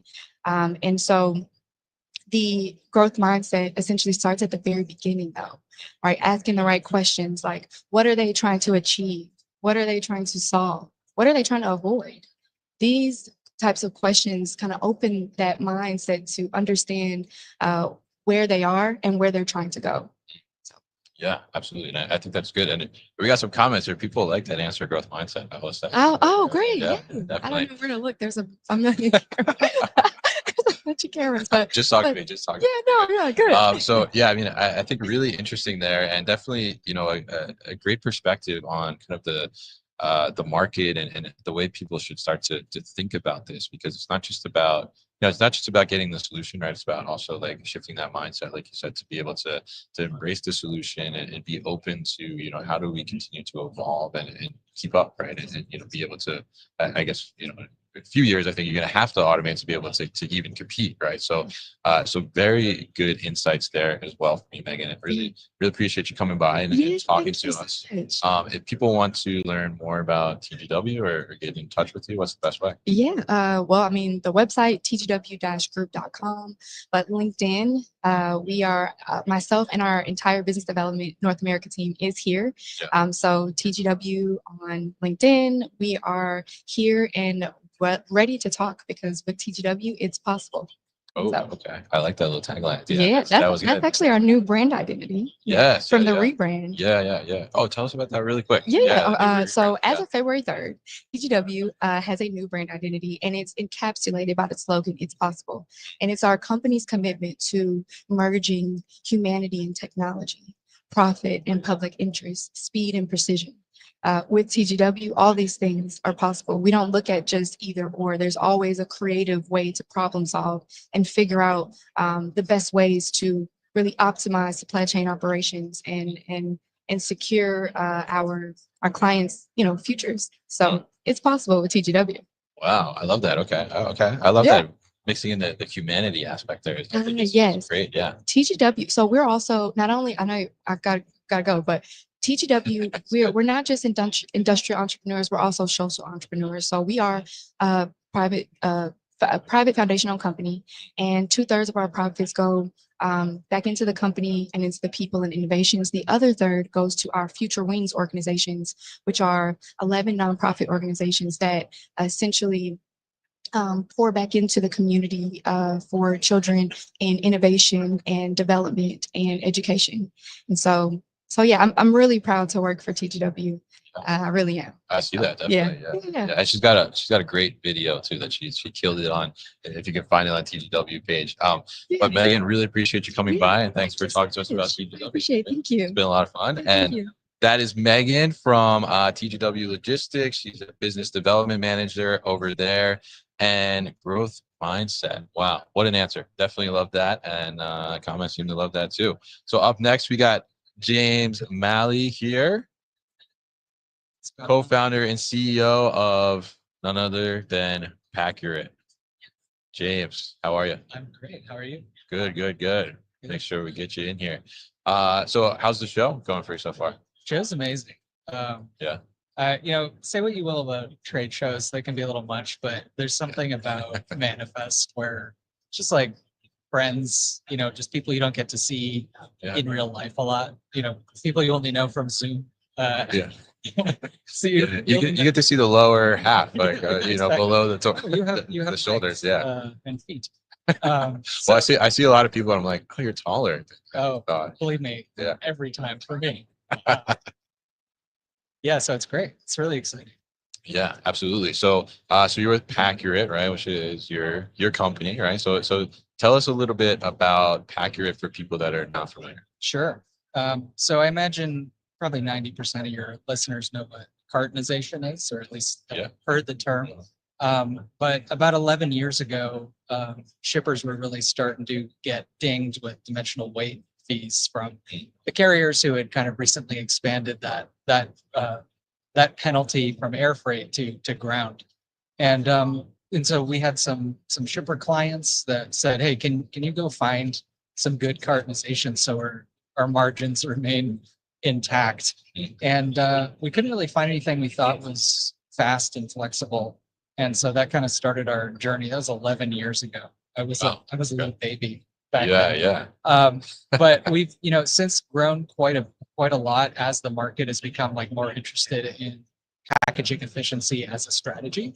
And so we're not just doing the cartonization anymore. We're doing got simulation tools people use to figure out what box or mailer sizes to buy and use at their pack stations. Even decisions about automation, on-demand packaging, things like that.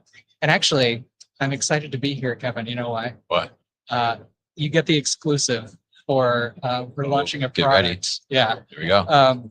We've been working a long time on this new product that is really maybe one of the only things that our customers have always asked for over the course of the decade, which is the ability to understand how well they're doing relative to how well they could be doing with regards to packaging.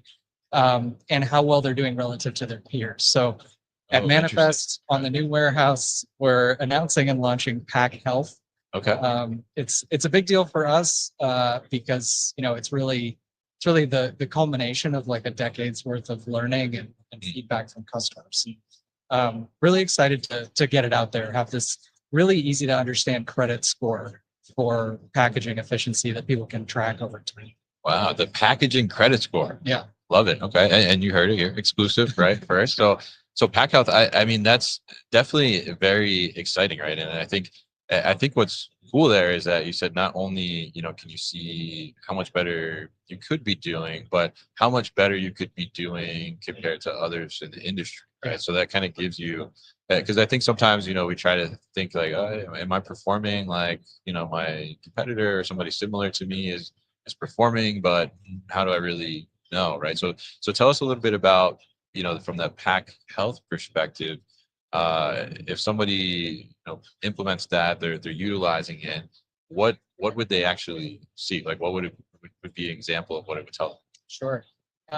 So really broken into two parts. So there's a real-time kind of analysis going on of various KPIs. So it might be cost, transportation cost, insofar as packaging for each shipment can affect it. There's green metrics, so how much material, whether it's the corrugate on the outside or the dunnage, the fill material inside. And so you begin to kind of identify trends over time. And there's historically there's no frame of reference for, I don't know if I'm doing a good job. I think I am. But this is like such a niche part of my entire operation. Like, how do I compare? So in some ways, it's something where people can just check in on it to make sure everything's on track. Because one of the main reasons we were excited to launch it was because a lot of new customers we've gotten over the last 6 months to a year sign up because they got a angry call from their CFO being like, what is going on? Yeah. You just spent $1 million more than you did in the same period. Why is this happening? And when your answer is, I'm not sure, that's not a good thing. So I think, we had a private beta for this tool with existing customers that signed up for that reason.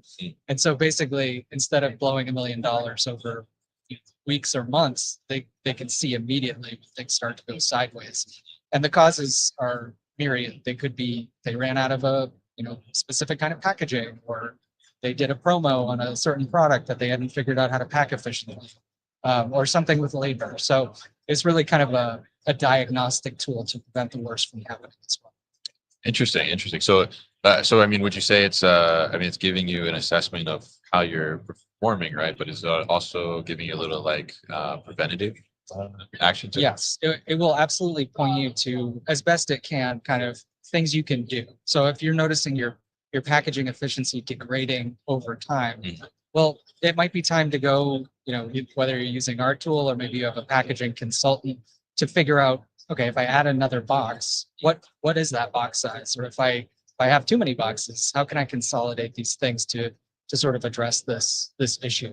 So that's exactly right. It's about, it would be kind of a nice tool, but it's really valuable if you can tie it to actions that can be taken to correct it. Right. Yeah. And I think that's so important too. And multiple of our guests today have talked about data actually, and being able to actually digest that and do something with it, right? I think is the key, right? So being able to take that action and have that kind of visualization on how you're doing, and then how do you compare, right, to the rest in the industry too, I think is really, really interesting as well.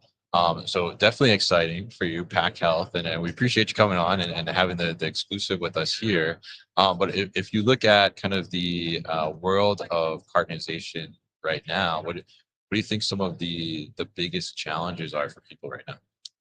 Well, if you asked me this a couple of years ago, I would say it's data collection. That was always the reason why, in the early days, we'd be like, oh, you really need cartonization. They'd be like, we don't know how big our products are.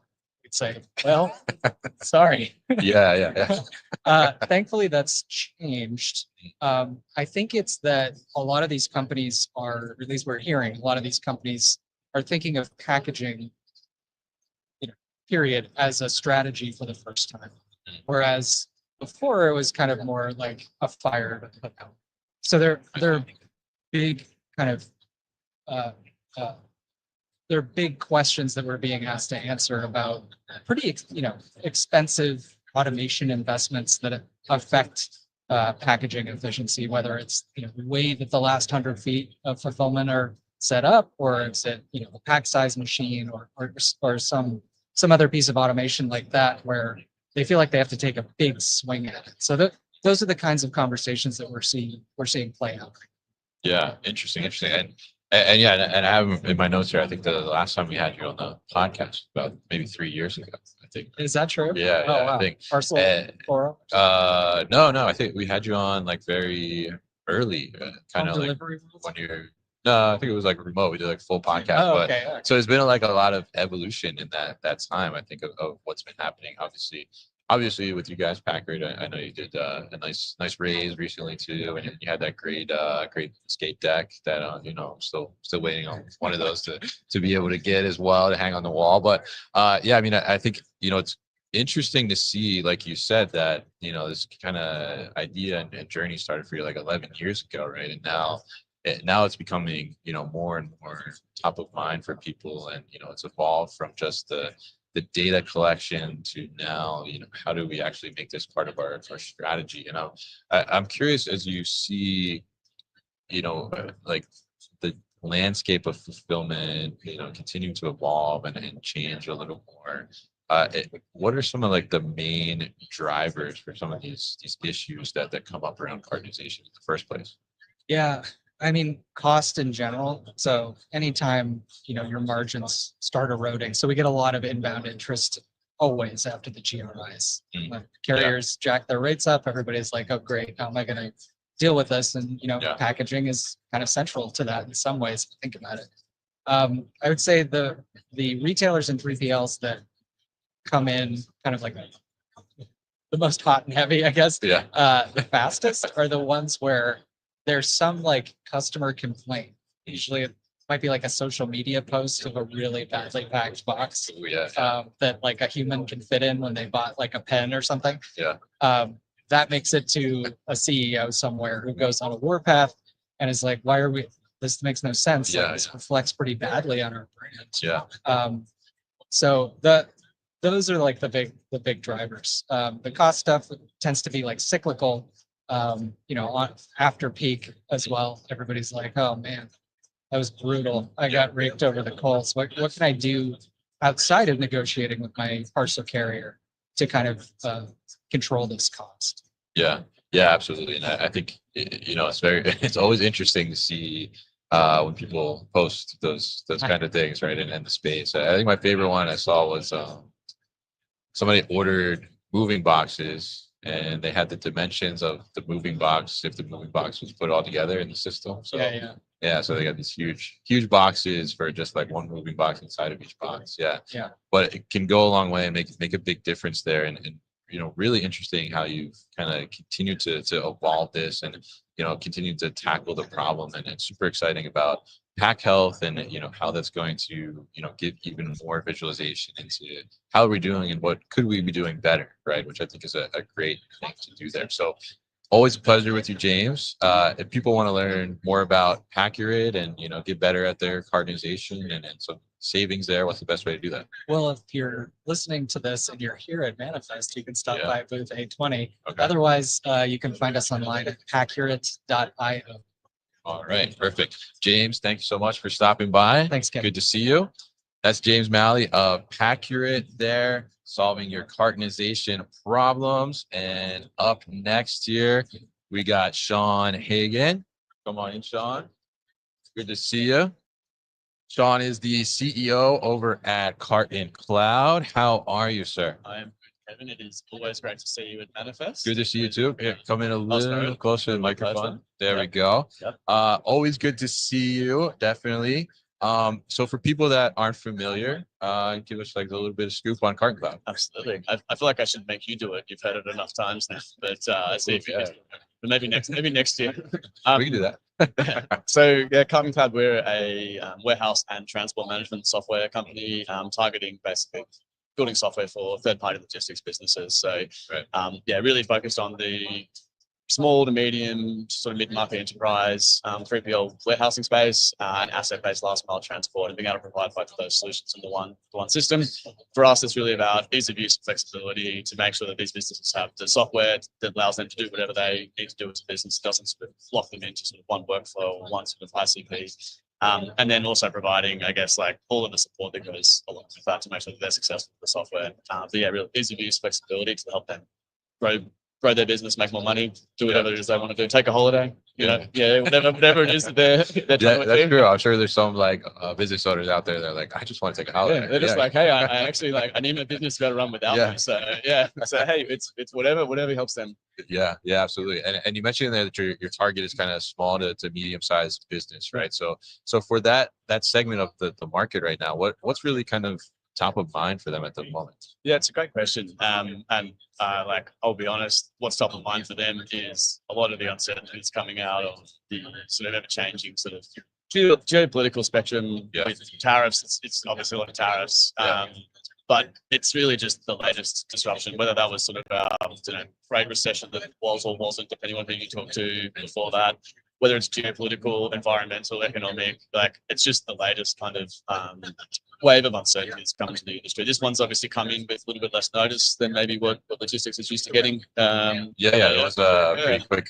Yeah. And I think then also we got another 30 days to try and work out if and what is happening there. Yeah. But yeah, to be honest, like that's what's top of mind for our customers. And we understand that obviously like that's a massive issue that's going out across supply chains. That's not just an issue for logistics software companies to sort of try and sort of pretend that that's all about the WMS, right? But for our customers, what's top of mind for them is like, hey, what the heck's happening? What does this mean for us? What are we going to do about it? Like if I have a warehouse that's being focused on cross-border freight movements, like all of a sudden, like I might be looking for 60% of my warehouse to be filled up next week. And so I've got to be able to pivot, and I've got to know what I can do, what I can take on, what I can say yes to. So really it's probably working with customers to help them navigate whatever that looks like in their business. Some of our customers are in industries that have already essentially onshored most of the warehousing. And so they're doing that last mile fulfillment or 3PL warehousing for someone whose supply chain's based in America. It's a storm in a teacup for those guys. Like it's business as usual, essentially. If you're doing, e-commerce fulfillment out of Chinese drop shipping, like it's a crazy time. It's a little dicey right now. A little dicey, yeah. So tell us from a WMS perspective then, because you do see where companies are like, oh, am I going to have to start fulfilling more domestically in the US, right? And then that could mean that, oh, maybe I do have a location, I'm just going to have to utilize more of that space, or maybe I have to get a whole nother location, right? So from a system perspective, like on the WMS side, I mean, how do you kind of make that transition easy, right? Because we mentioned that these timelines are like they're moving rapidly, right? And it's not so easy to just pick up a warehouse and put it somewhere else. No, we're still working on that. But probably one of the things that's always helped us is that we can sort of get our customers up and running in a couple of hours. So a new customer comes to us, they're up and running in 4 to 6 hours of implementation, and what that means is that when that same customer goes through a change in their operation, we're able to help them navigate that pretty quickly. The software doesn't become a limiting factor on their ability to respond. So what does that mean for a software vendor who's a part of this network? It's helping them be able to respond to customer changes in customer requirements quickly. That's we do a lot of work around customer integrations for customers, being able to kind of quickly turn those around, help them be able to start taking on work from a totally different part of the business for their customer. Whether that's shipping with a different provider because for whatever reason that provider is maybe no longer available to them, or like you say, setting up new facilities, or just new kind of new fulfillment models within the one facility. It might be shifting from parcel e-com fulfillment to DG in one scenario, but making sure that they can kind of get from there on a Thursday to fulfilling the orders or taking stock into the warehouse on a Monday. Which has kept us pretty busy, but obviously it's kept them busier trying to work out how they're going to navigate that as well. So really for us, it's flexibility, making sure that they've got integrations is a huge part of it, and then the customer support around that to help them get up and running in a couple of hours, whatever it is they're trying to do now. Yeah, absolutely. And I think it's going to be so critical, right? Like, how do I just stand up an operation overnight in some cases, maybe, right? Potentially, or within a couple weeks. And I've done that a couple of times myself. It's no easy feat or task. We had a customer involved in cross-border who signed up on a Thursday, had to be picking on a Monday about 2,000 units a day, and we were able to get that done. Nice. We prefer a little bit more time, just in case anyone's listening. Just a little bit more time makes our life easier, but it's nice to know you can still kind of flex to get there if you need to. Yeah, absolutely. So we're at Manifest here, right? And obviously around Manifest, we see a ton of different technology, innovation, all types of things like that. So tell us a little bit from CartonCloud's perspective. Like, how do you see the landscape of technology? Are you guys looking to implement or embrace any AI within what you're doing? Tell us a little bit about where you stand. Absolutely. Obviously AI has been a huge topic for the last 12, 18 months in anything in and around tech. We've been doing a lot of work to incorporate AI into what we do. There's probably two streams for us, and one of them is really making sure that internally we're utilizing AI and we're exhibiting all the best practice that we can to allow us to basically do more to be able to be more efficient. And that allows us to provide more for our customers. Obviously, it helps us become more efficient, but also make sure that we are kind of, when we're designing any AI into our software for our customers, that we're also firsthand experienced in incorporating AI into our own organization. So we've been, very, very focused on AI internally to give us, we're probably getting a pretty good efficiency tick in sort of our development team, which allows us obviously to put more software out into the wild for our customers. But internally, we also view AI as an enabler for us to spend more time with our customers. So we haven't been sort of going strategically down the pathway of trying to put an AI chatbot in front of our customers when they're trying to get support. They have access to that if they want it, but we're still basically using it to enable us to get our customer success team to be able to spend more time with customers, not do repetitive stuff internally. So that's been a big thing for us, and that's helped us to also identify opportunities for our customers where they can be incorporating AI, because we're obviously trying to implement these tools. So we know where they are and they aren't up to. It's very easy to read the marketing buzz or watch a couple of YouTube videos and go, great, I can run my whole company on AI now. Yeah. It's probably not quite there, but it depends on what you do. Yeah. But for us, it's also obviously incorporating it into the software. A couple of big areas that we're seeing that is obviously around integrations, being able to kind of give our customers access to kind of AI-powered custom integrations so that they can essentially, connect into other systems, enable them to build out their network of data and connections to customers using AI. It's a very good application. We have a huge amount of data we've been training models on to help us, give our customers access to best practice.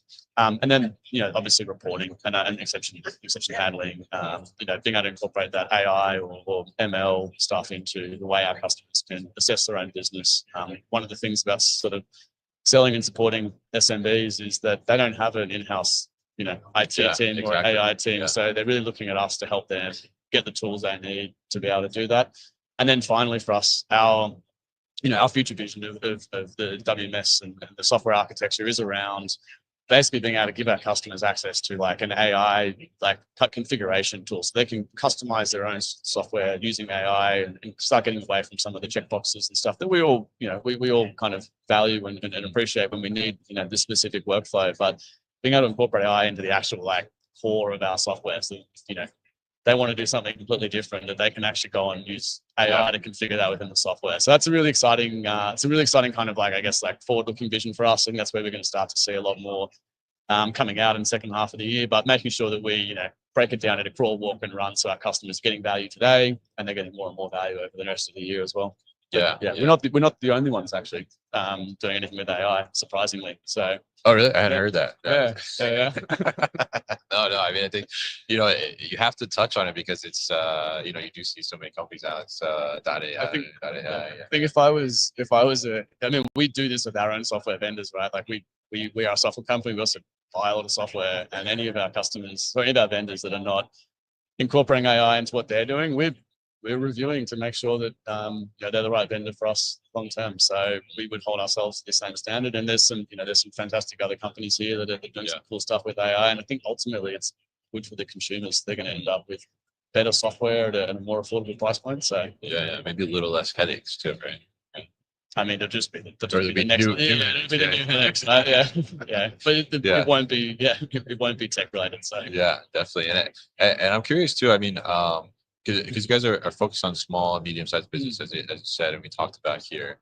And we talked a little bit about the AI side, but we do see a decent amount of robotics here at the show and just in general as well. I mean, are you seeing where some of your customers are interested in that, and they're asking you how can we integrate some things like that? What does that landscape look like? It's certainly coming up a lot. I think there's still either a deployment or an affordability sort of hurdle for that robotics to kind of get into the SMB mid-market space. But we are seeing more and more of our customers incorporating parts of the automation that's available into their workflow.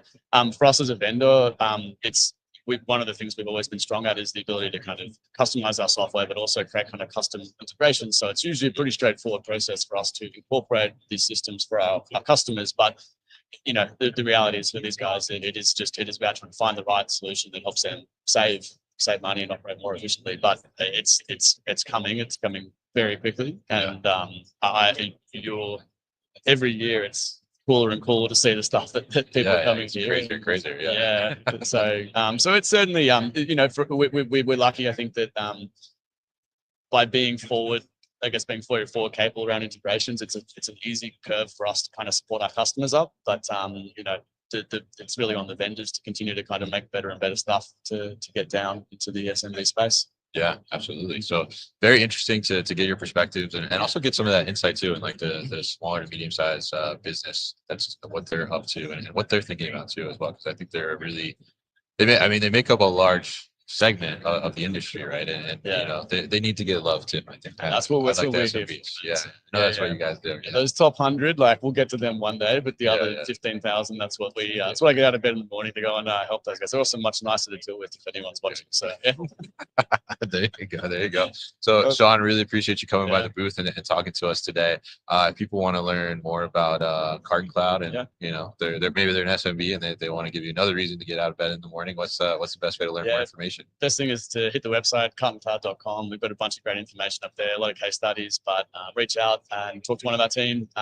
We spend the time trying to understand what our customers are looking for, and then if we can help them, then we'd be more than happy to. So CartonCloud.com and get in touch with us from there. All right, awesome. Well, amazing. Pleasure to have you. Always good to see you. Definitely. Thanks so much for stopping by. And that was Sean Hagen from CartonCloud there. Dustin likes the CartonCloud team. Okay, we got them on here. Up next here, we got Evan Stalter.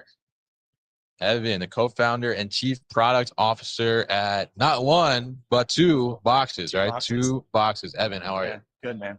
Good to see you. Good to see you too.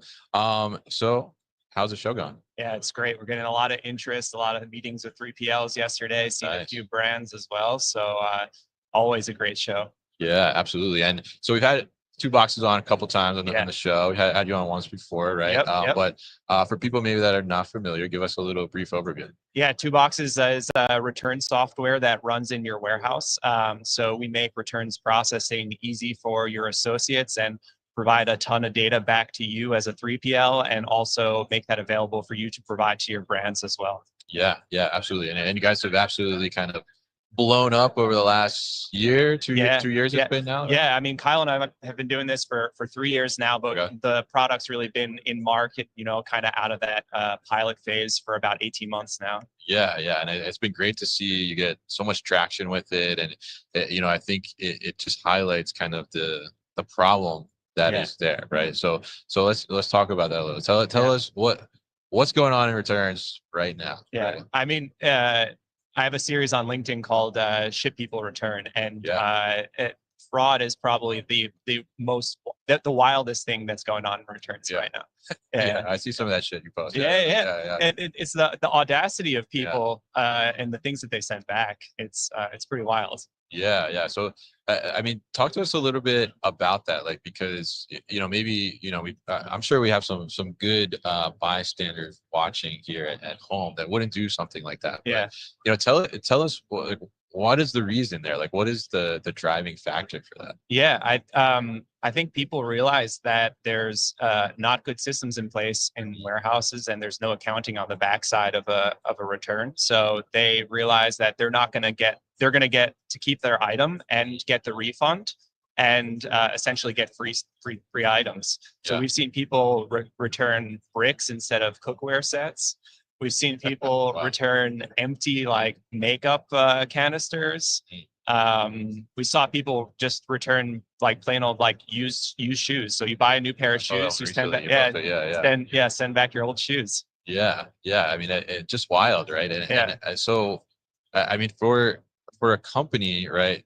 Obviously, you know, they want to have good customer satisfaction, so they want to, you know, get that credit back if you know something happened or they say something happened. So when that happens, right, and then they, you know, later on discover that it was like a shoe that looks like, you know, it's climbed the Himalayas or something, right? I mean, you know, is there any recourse at that point, or are they kind of stuck? It depends on the brand and when they're issuing the refunds. So what we try to enable for brands is to let them, you know, have their cake and eat it too. So issue your refunds post inspection, because then the shoes that walked up the Himalayas, like they don't get their refund back. And, you know, we have a feature where you could even ship it back to them in flow. So if somebody's complaining at a later point stage, hey, like you kept my item and you didn't give me a refund, you could send it back to them. But without two boxes, and if you're issuing kind of your refunds at a carrier scan or a delivered scan, then you're kind of out of luck at that point because the customer has the money in pocket. Yeah, exactly. Yeah, and they're not going to give it back, I'm sure. No. You're wrong, right? Exactly. But a lot of the reason why brands are hesitant to issue refunds post inspection is because without software in the warehouse for returns, then there can be a pretty big time lag from something being delivered to being processed, right? So it gets delivered, then the customer might wait a day or two, and then like, hey, why didn't I get my refund? So they reach out to the CX teams. The CX team reaches out to the warehouse. Maybe the warehouse has a week backlog of returns or something like that. So it's there, but it hasn't been processed. But with two boxes and us improving the returns processing efficiency, you're going to have a really quick turnaround, maybe same day or 2 days to get that item processed. So the brand can be confident they're not getting defrauded and issuing refunds for bad items, and be protected from fraud and get the customer their refunds in a timely fashion. Yeah, absolutely. And I think that's such a key too, right? To unlock is like, how do you get better at that processing and faster, right? So you can get a little more control of that.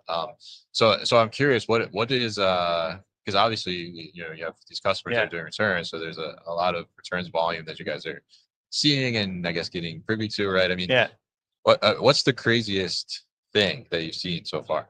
Yeah, I mean, we've been to 3PLs in terms of their process. We've been to 3PLs where it's like 4-person teams working on returns. 3 people are opening, inspecting, doing even some light lint rolling, then writing the quality of the item on top of the box, sending it down the line to some person who's just doing data entry all day long. And there were no systems in place to capture, like, you got to think about all that lint rolling you're doing is free if you're not capturing it, right? You have 3 people kind of creating this bottleneck for the one person who is just doing data entry. And it's how a lot of 3PLs start out, but it's not the way to go. Yeah, absolutely. So tell us a little bit about, because now you guys certainly have a lot of customers on the 3PL side and otherwise too. And tell us a little bit about over these kind of 18 months here where you officially kind of been out there in the market and things like that. I mean, what are some of the like big discoveries, big wins that customers have had and takeaways that they're kind of finding, like, oh, we didn't even realize that this was where we're losing, or whatever the case may be? Yeah, I think there are a couple areas. I think one of the areas where 3PLs are always a little bit surprised is just making like the percentage of charge capture, right? So we're talking about the lint rolling as well. Like, do you know how many lint rolls or rebags or retags you're doing for every return? And are you making sure that that's priced into your returns? So returns without a system in place are a black box for both the brands and the 3PLs. They don't know how much they're spending. Yeah. They might know how much they're spending, might know how much they're making, but it's like, could you improve that process off of like, maybe 2 line items?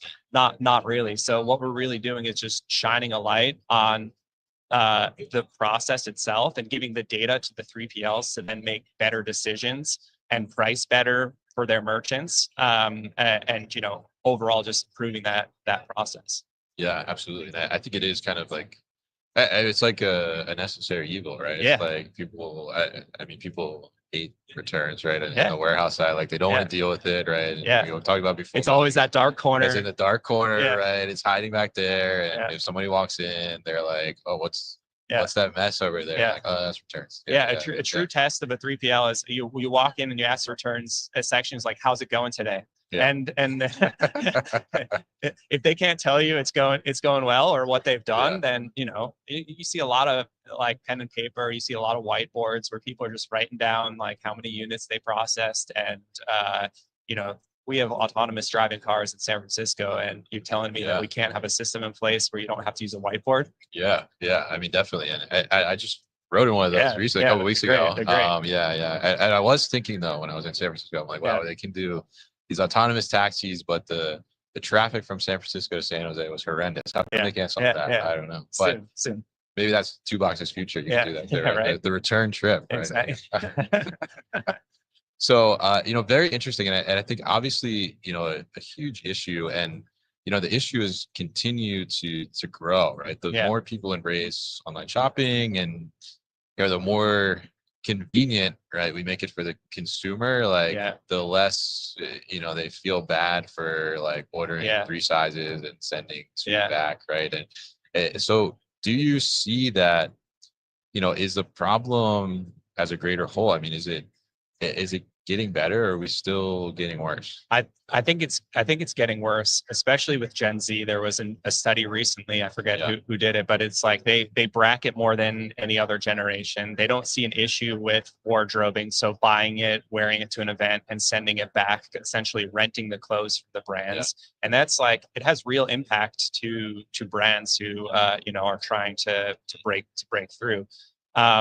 So unfortunately, I don't think the problem's getting better. But I think there are tools like ours that, you can put in the warehouse to help make the problem not go away, but at least minimize the impact it has to your bottom line as a 3PL or as a brand, or even to the environment.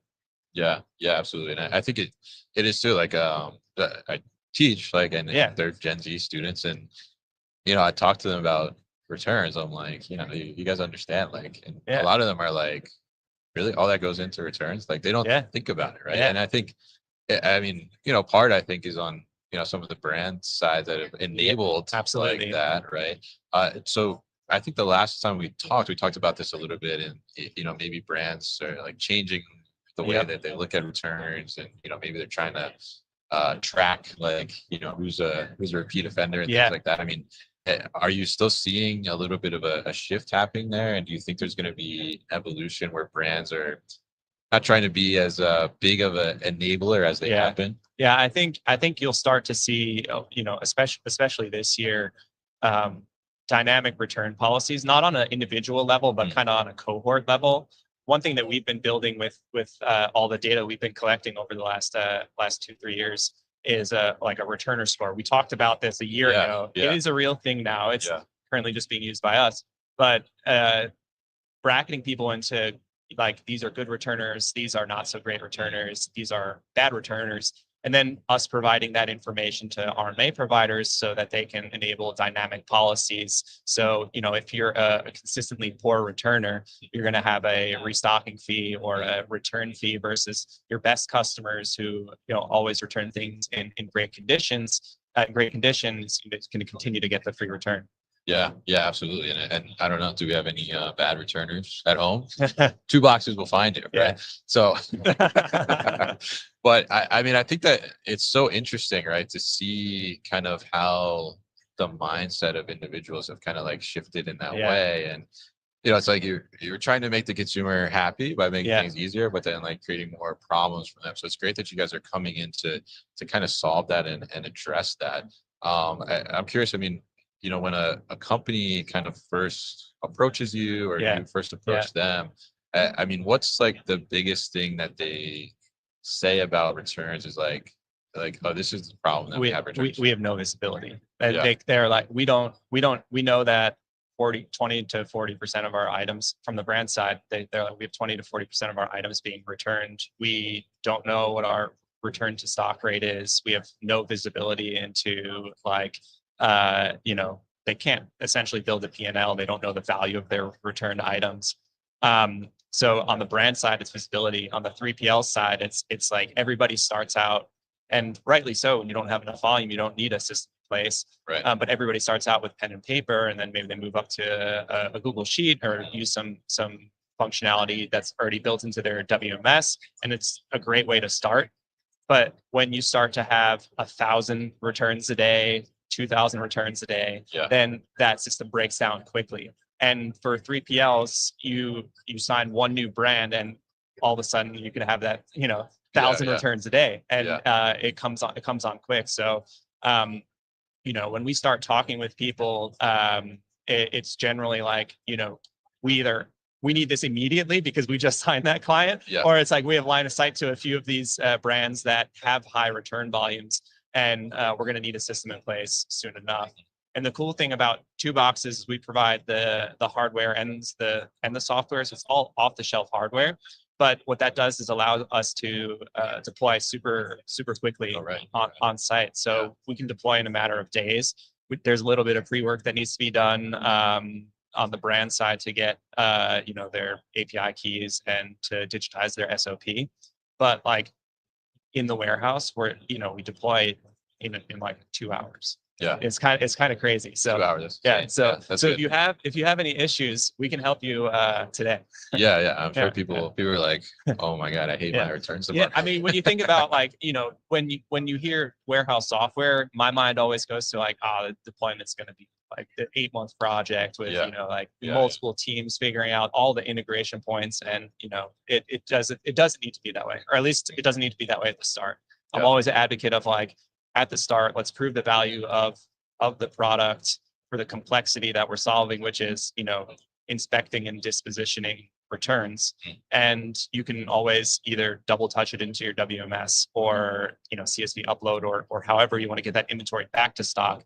And then once we've proven out that value, we'll do an integration with your warehouse management system, you know, as a fast follow. Yeah, absolutely. And I'm curious too, I mean, are you seeing that? Because some 3PLs, right, they just don't do returns, right? Yeah, and then the brand will go to like you know, a dedicated returns partner, right, or something like that. But are you seeing that, especially, you know, with 2box? I think this is one of the unlocks you have, right? It's like, well, now, you know, returns could actually be more of like a revenue generator, right? Are you seeing more 3PLs kind of open their mind more to that? Yes, the smart ones see it as a revenue opportunity, not a cost reduction opportunity. Yeah, so they understand that with the efficiencies that they can get, that they can make a very healthy margin on a returns product. Yeah, maybe not with the contracts that they're locked into, but moving forward. And even we even have some, you know, customers who have dedicated returns only facilities, and I think that's going to become more of a trend over the next couple of years. Yeah, interesting. Yeah, and you know, obviously you guys are helping that trend. Absolutely. Definitely. So, very interesting to learn what's the latest with 2boxes here and get some perspective on those returns frauds. And if you're doing that, stop. What are you doing? Come on. You're making people in the warehouse really upset. So really appreciate you stopping by and talking to us here, Evan. If people want to learn more about 2boxes, what's the best way to do that? 2boxes.com, 2boxes LinkedIn page. We will answer anywhere you can find us. All right. Perfect. Great. Appreciate it. Thanks so much for stopping by. All right. That's Evan Stalter of 2boxes, solving the returns problem. And we got one more guest here coming in. Oh, we got Jake Claire, Event Shark here in the house. You locked in the zone? I'm in the zone. We're live. Yeah. Oh, you're live? Yeah. Let's go. Got our last guest of the day here. Bring you guys in. Go right here. Hey, Brian. Good to see you. You want me here or do you want Brian? Whichever you guys prefer. What is? Yeah. Brian, good to see you. Hey, nice to see you. Hi, Marcia. Good to see you. All right, take a seat here. Throw some headphones on so you can hear me good. So we have, let's see, you guys scoot just a little bit further so we can get Brian all the way here in the shots. All right, perfect. All right, do we take callers? My phone is off right now, Steve. So last guest of the day here, we have Anthony Jules from Robust.AI and Brian Gaughan of DHL Supply Chain. So welcome into the booth here, guys. How is the day? Oh, we're past the morning now. How did the morning go today? Yeah, the morning was really fun. Got all capital this morning, so Good. in front of a few hundred people, and we have a booth here, so it's the first time that we have 3 carters running around with a show. Yeah. And it's been really fun to see people interacting with the robot, because that's such an important part of the experience. Yeah, the unlock is when you grab it, right? Yes. The unlock, yeah. And what about you, Brian? How's it been? It's been great. Look forward to seeing Manifest continue to grow. No, I think it's great to see the number of booths this year, get out, see the new solutions that are out there.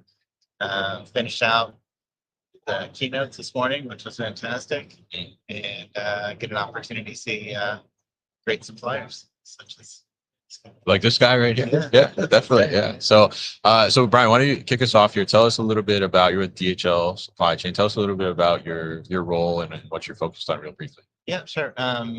So I'm responsible for DHL supply chains North America group that looks at robotics and automation, new solutions to drive more efficiency in our warehouse. So software solutions as well as kind of fixed robotic solutions, all things that will increase our productivity and throughput, and just make it a little bit easier to get the job done for our customers. All right, nice. And Anthony, tell us a little bit about Robust.AI for people that aren't familiar. Yeah, so we make the next wave of autonomous mobile robots for warehouses. And in addition to driving around and not requiring any infrastructure, people can have agency over the robot at any point, literally by grabbing onto the robot and moving it. And the idea is people grab stuff and move it all day long. It's subconscious for us. And making that the way that you interact with robots that are doing deliveries is a pretty big unlock. And it just means that people get their job done by thinking through how they want to get it done without having to add another layer of, oh, let me find the laptop or do some command or click somewhere to make the robot do something. They just think about getting the job done, and we try and make it almost automatic. Yeah, absolutely. And I think that's a great way to look at it. And we had you on the podcast recently, right? And you talked about making the picking experience delightful, right? Yes, and I think that is such a great thing to look at. And I think there's such a focus on the user experience with your solution, right? And so I'm curious, Brian, when you start to look at solutions, how do you factor that into your evaluation process of, how is the user going to interact with this, and what is that experience going to be like? I mean, the user experience and the onboarding process is absolutely key. I mean, our associates are our number one differentiator.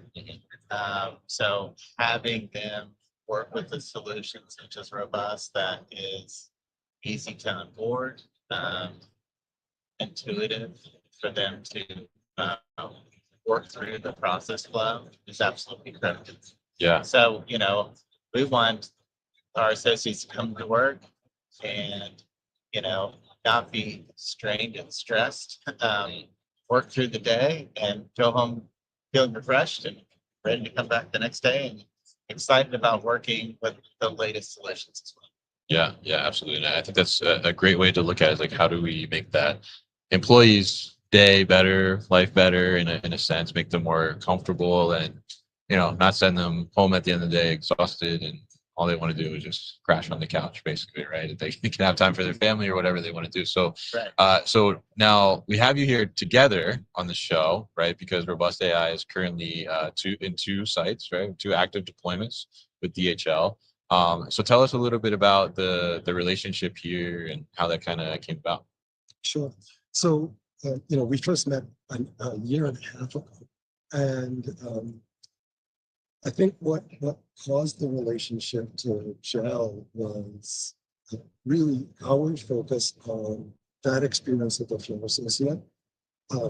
We were just talking about this. I was actually a keynote at a conference talking about a bunch of the research we've done on the user experience side and how we were crafting the product around that. And that's actually when I met Sally Miller, who who is head of digitalization for DHL supply chain. And that's really what made the connection, because the experience of people on the floor is so important to DHL. Sally was like, we need to talk because that's a thing that we care a lot about. Yeah. And it's been a phenomenal partnership over the last year and a half. Could not have a better partner to work with and learn from. And to see both the micro, like let's make sure we're making floor associates happy on a tiny scale, if it's 5 people picking. And here's what it looks like at scale when you have 500 facilities. And it's been an incredible opportunity for us to. Yeah, that's great, definitely. And so, Brian, what have been your thoughts about the solution? What kind of caught your attention initially? Yeah, I think what caught it is, I mean, the way they approach the work. I think Anthony touched on it. Very associate human centric, as I think different than most roboticists. I think a lot of people that I've seen build a particular AMR and AGV and very much get into the engineering side of it because they like the technology and the physical robot, but lose sight of what they're really building it for. And I think Robust has really done an outstanding job of thinking about, you could build lots of things, but let's think about the reason that we're building these. We're building it for, especially in the cobot kind of workflow, that you really have to think about the person. And I think that's one of the key differentials. Yeah, absolutely. And I think that's such a great point too. Like it could be, the highest tech, latest cutting edge thing, but when it hits the floor, if the associate is just having a bad experience with it, it doesn't necessarily matter, right? At the end of the day, right? So, so tell us a little bit, Anthony, about that balance and how you've kind of been able to create that nice balance that Brian was talking about there, and how did you kind of carve that out with your solution? Yeah. So one of the things that we discovered in this same research that I was talking about earlier is, when you boil down how floor associates define a great day, it's all my tools work for me. I was super productive and I was able to hit my goals. Yeah. It's not, I got more coffee breaks. It's not, I got to stand by the water cooler. It's, I got in, I got the job done. We've all been in the warehouse. People have an incredible sense of pride. And when you can allow people to get to the place where they get to feel that, that's a win-win across the board. So based on that research is really what we designed the product around. So there's a few rules that drop out of it. One is that people always have agency over robots. Robots don't have agency over people. And for us, that literally is manifested physically in that you can grab the robot and move it. But it means we spend a ton of time and effort polishing the user interface, looking at interactions, getting a ton of feedback. Could it be faster? Could it be smoother? Did that kind of bump you out of your flow? Because if you keep people in flow, they have a really positive experience and productivity goes up. And that's really what we've been designing for. Yeah, and I love that concept of flow, right? I think that is so critical. It's something that necessarily isn't you're not consciously necessarily thinking about that you're in this flow of things, but when you get into that flow and you build that momentum throughout your day, any little kind of disruptor that's out of your control it really slows you down, right? So I love that you kind of focused on that and embraced that in creating the experience there with the user. So now, Brian, from an assessment standpoint, right, you talked about the importance of your users and your associates and how they interact with the solutions. I mean, when you start to evaluate a solution or bring it into one of your operations, like you bring Carter in, right? Yeah. How do you get the associate involved in like that evaluation process? Yeah, so we have a pretty kind of formal process of onboarding new solutions. So we have a change management process that we loop in the key stakeholders. We loop in the management team. We get their feedback. And then, we spend time with our associates to give them some background, why this is coming and how this is going to help them, instead of just kind of telling you this is here today, wasn't here yesterday, and good luck figuring it out. So, we have training teams and change management teams that kind of run through, this is what you did previously, and this is will be the workflow of the future. And just walk them through that onboarding process. And I think just spending some time in answering your questions. Associates are very excited to work with new solutions. And to work with automation. And to give them a chance to kind of change their workflow and work for something different. It's been quite positive. Interesting. Yeah. And that's good to hear that they're excited to interact and work with it. So now I guess Anthony, on your side, so some of that feedback that you've gotten from that person that's interacting with it on a daily basis, basically. I mean, how has that helped you to make some iterations or improvements as you've been rolling Carter out? Yeah, so we constantly try to get feedback from people at all levels, myself. Yeah. So we involve actual formal questionnaires to ask people, did you like it, did you not like, how could this be better? But it's really important in this work that we also watch behavior. So you watch what people do. You see when they pause. You see when they got knocked out of flow. And we're still in the phase of thinking we can get twice as good as we are. Yeah. So we're constantly kind of taking notes about anything that we see, and we're like, oh, you know what? When we do this one-turn motion, people wait, and it's half a second, but half a second across 10 million or 20 million pixel facility. There's a lot of time. Yeah. So we're just like constantly looking at all of it and just trying to tune. Yeah, very interesting there. And I think to your point, like that's such a great thing to call out, right? Because I'm sure when you're evaluating either an opportunity for improvement there or something, like you're not thinking in terms of, I mean, you love to think in terms of minutes and hours, I'm sure, because that's a big opportunity, right? But you're dialed down to like improvement of second times, right? Like tell us a little bit about how you look at those potential gaps and how you evaluate, not only what's the immediate savings of just the single action, but like the scale of that over time. Yeah, so within our facilities, we operate labor management systems and we have engineered standards. So we have a good baseline to start with. I think that's important. Just depending on how people evaluate solutions, you need to understand what your starting point is from an engineered standards perspective, and have the tools and reporting already in place.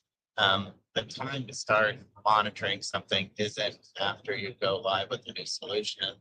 You need to have done that ahead of time. So that's probably step one, is to really understand, and we try to optimize and measure and have a good baseline going into it. And then coming out of the other side of it, when we implement something new like this, obviously we're working together and setting targets and what we think is appropriate and achievable for that particular facility.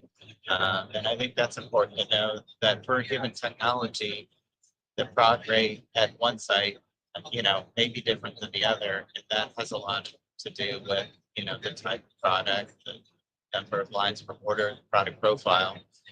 So we really dial that in jointly, sharing that data to say, okay, for this particular site, given the pick area that we're going through, given the number of SKUs, given the orders, and we think this solution has the potential to hit these type of benchmarks.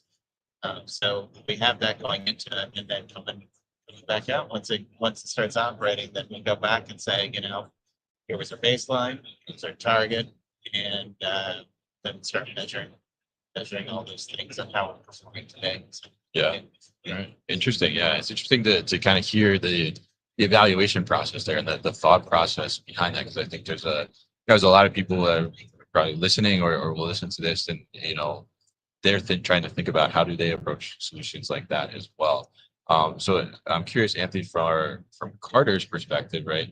It seems to me that the idea of being able to manually interact with it when you need to, and almost like a hybrid, a little bit of an experience, also then makes it very accessible to people that maybe have not started with automation yet, or maybe like that's a really good kind of entry point. Do you see it that way too? Oh, absolutely. And what I've seen is because people can just grab the robot and they very quickly stop thinking about it being some type of special robot and will grab the handle, move it out of the way.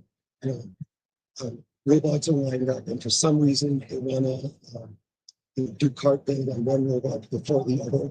They just grab the handle and change the order of them in the queue. Once you start seeing that, it means that people have already accepted it.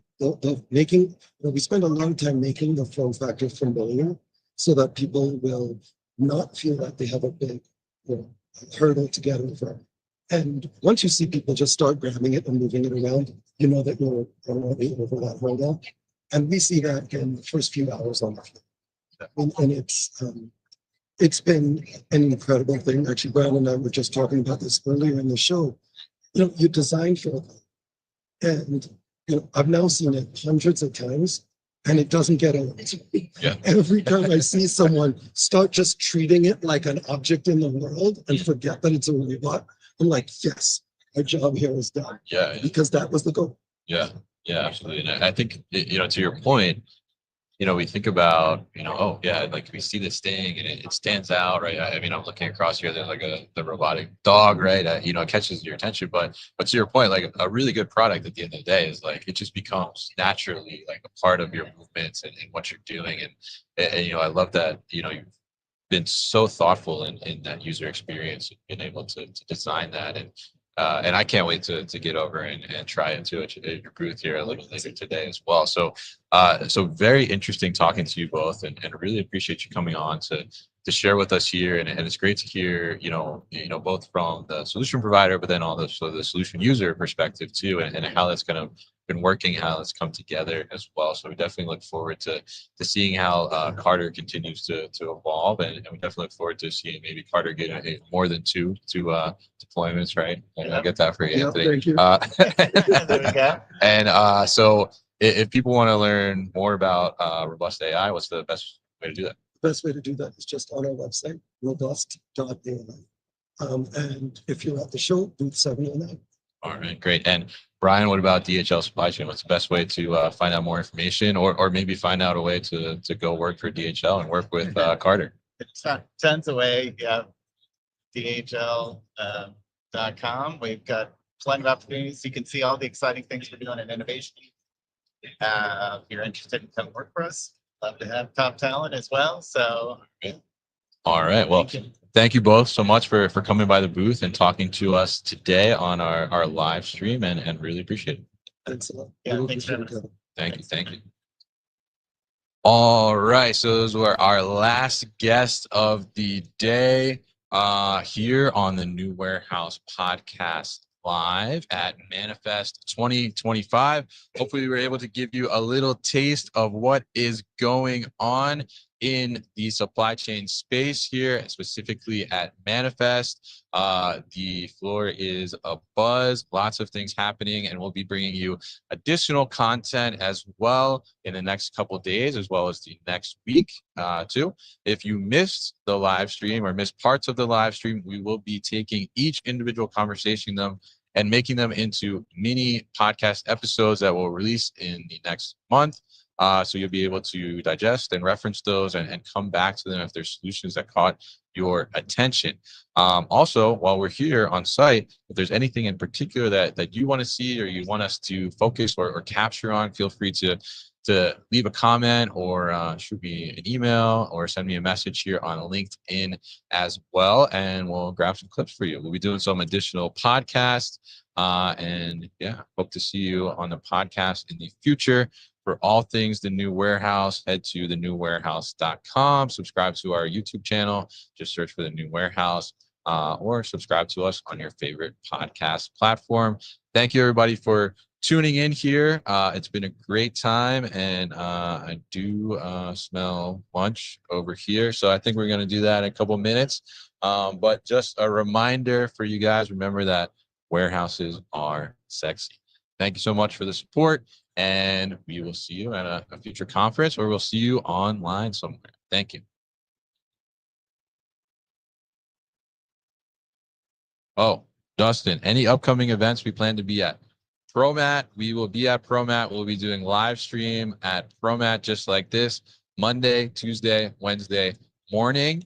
If you're going to be there, come by, say hi to us. And Tuesday night of ProMat, March 18th, we are going to be hosting a huge party for the industry right next to McCormick Place. That information will be coming out on LinkedIn within the next couple of days, and we are doing that as part of our Warehousing After Dark series with Supply Chain and the Supply Chain Social Club, and that'll be our first in-person Warehousing After Dark, and it's going to be huge. So we hope to see you there. So check us out at ProMat. That is like our big show. So hope to see you there, and hope to see some people at Manifest here as well. And we'll be bringing you additional coverage over the next couple of days. So thank you once again. Have a good one.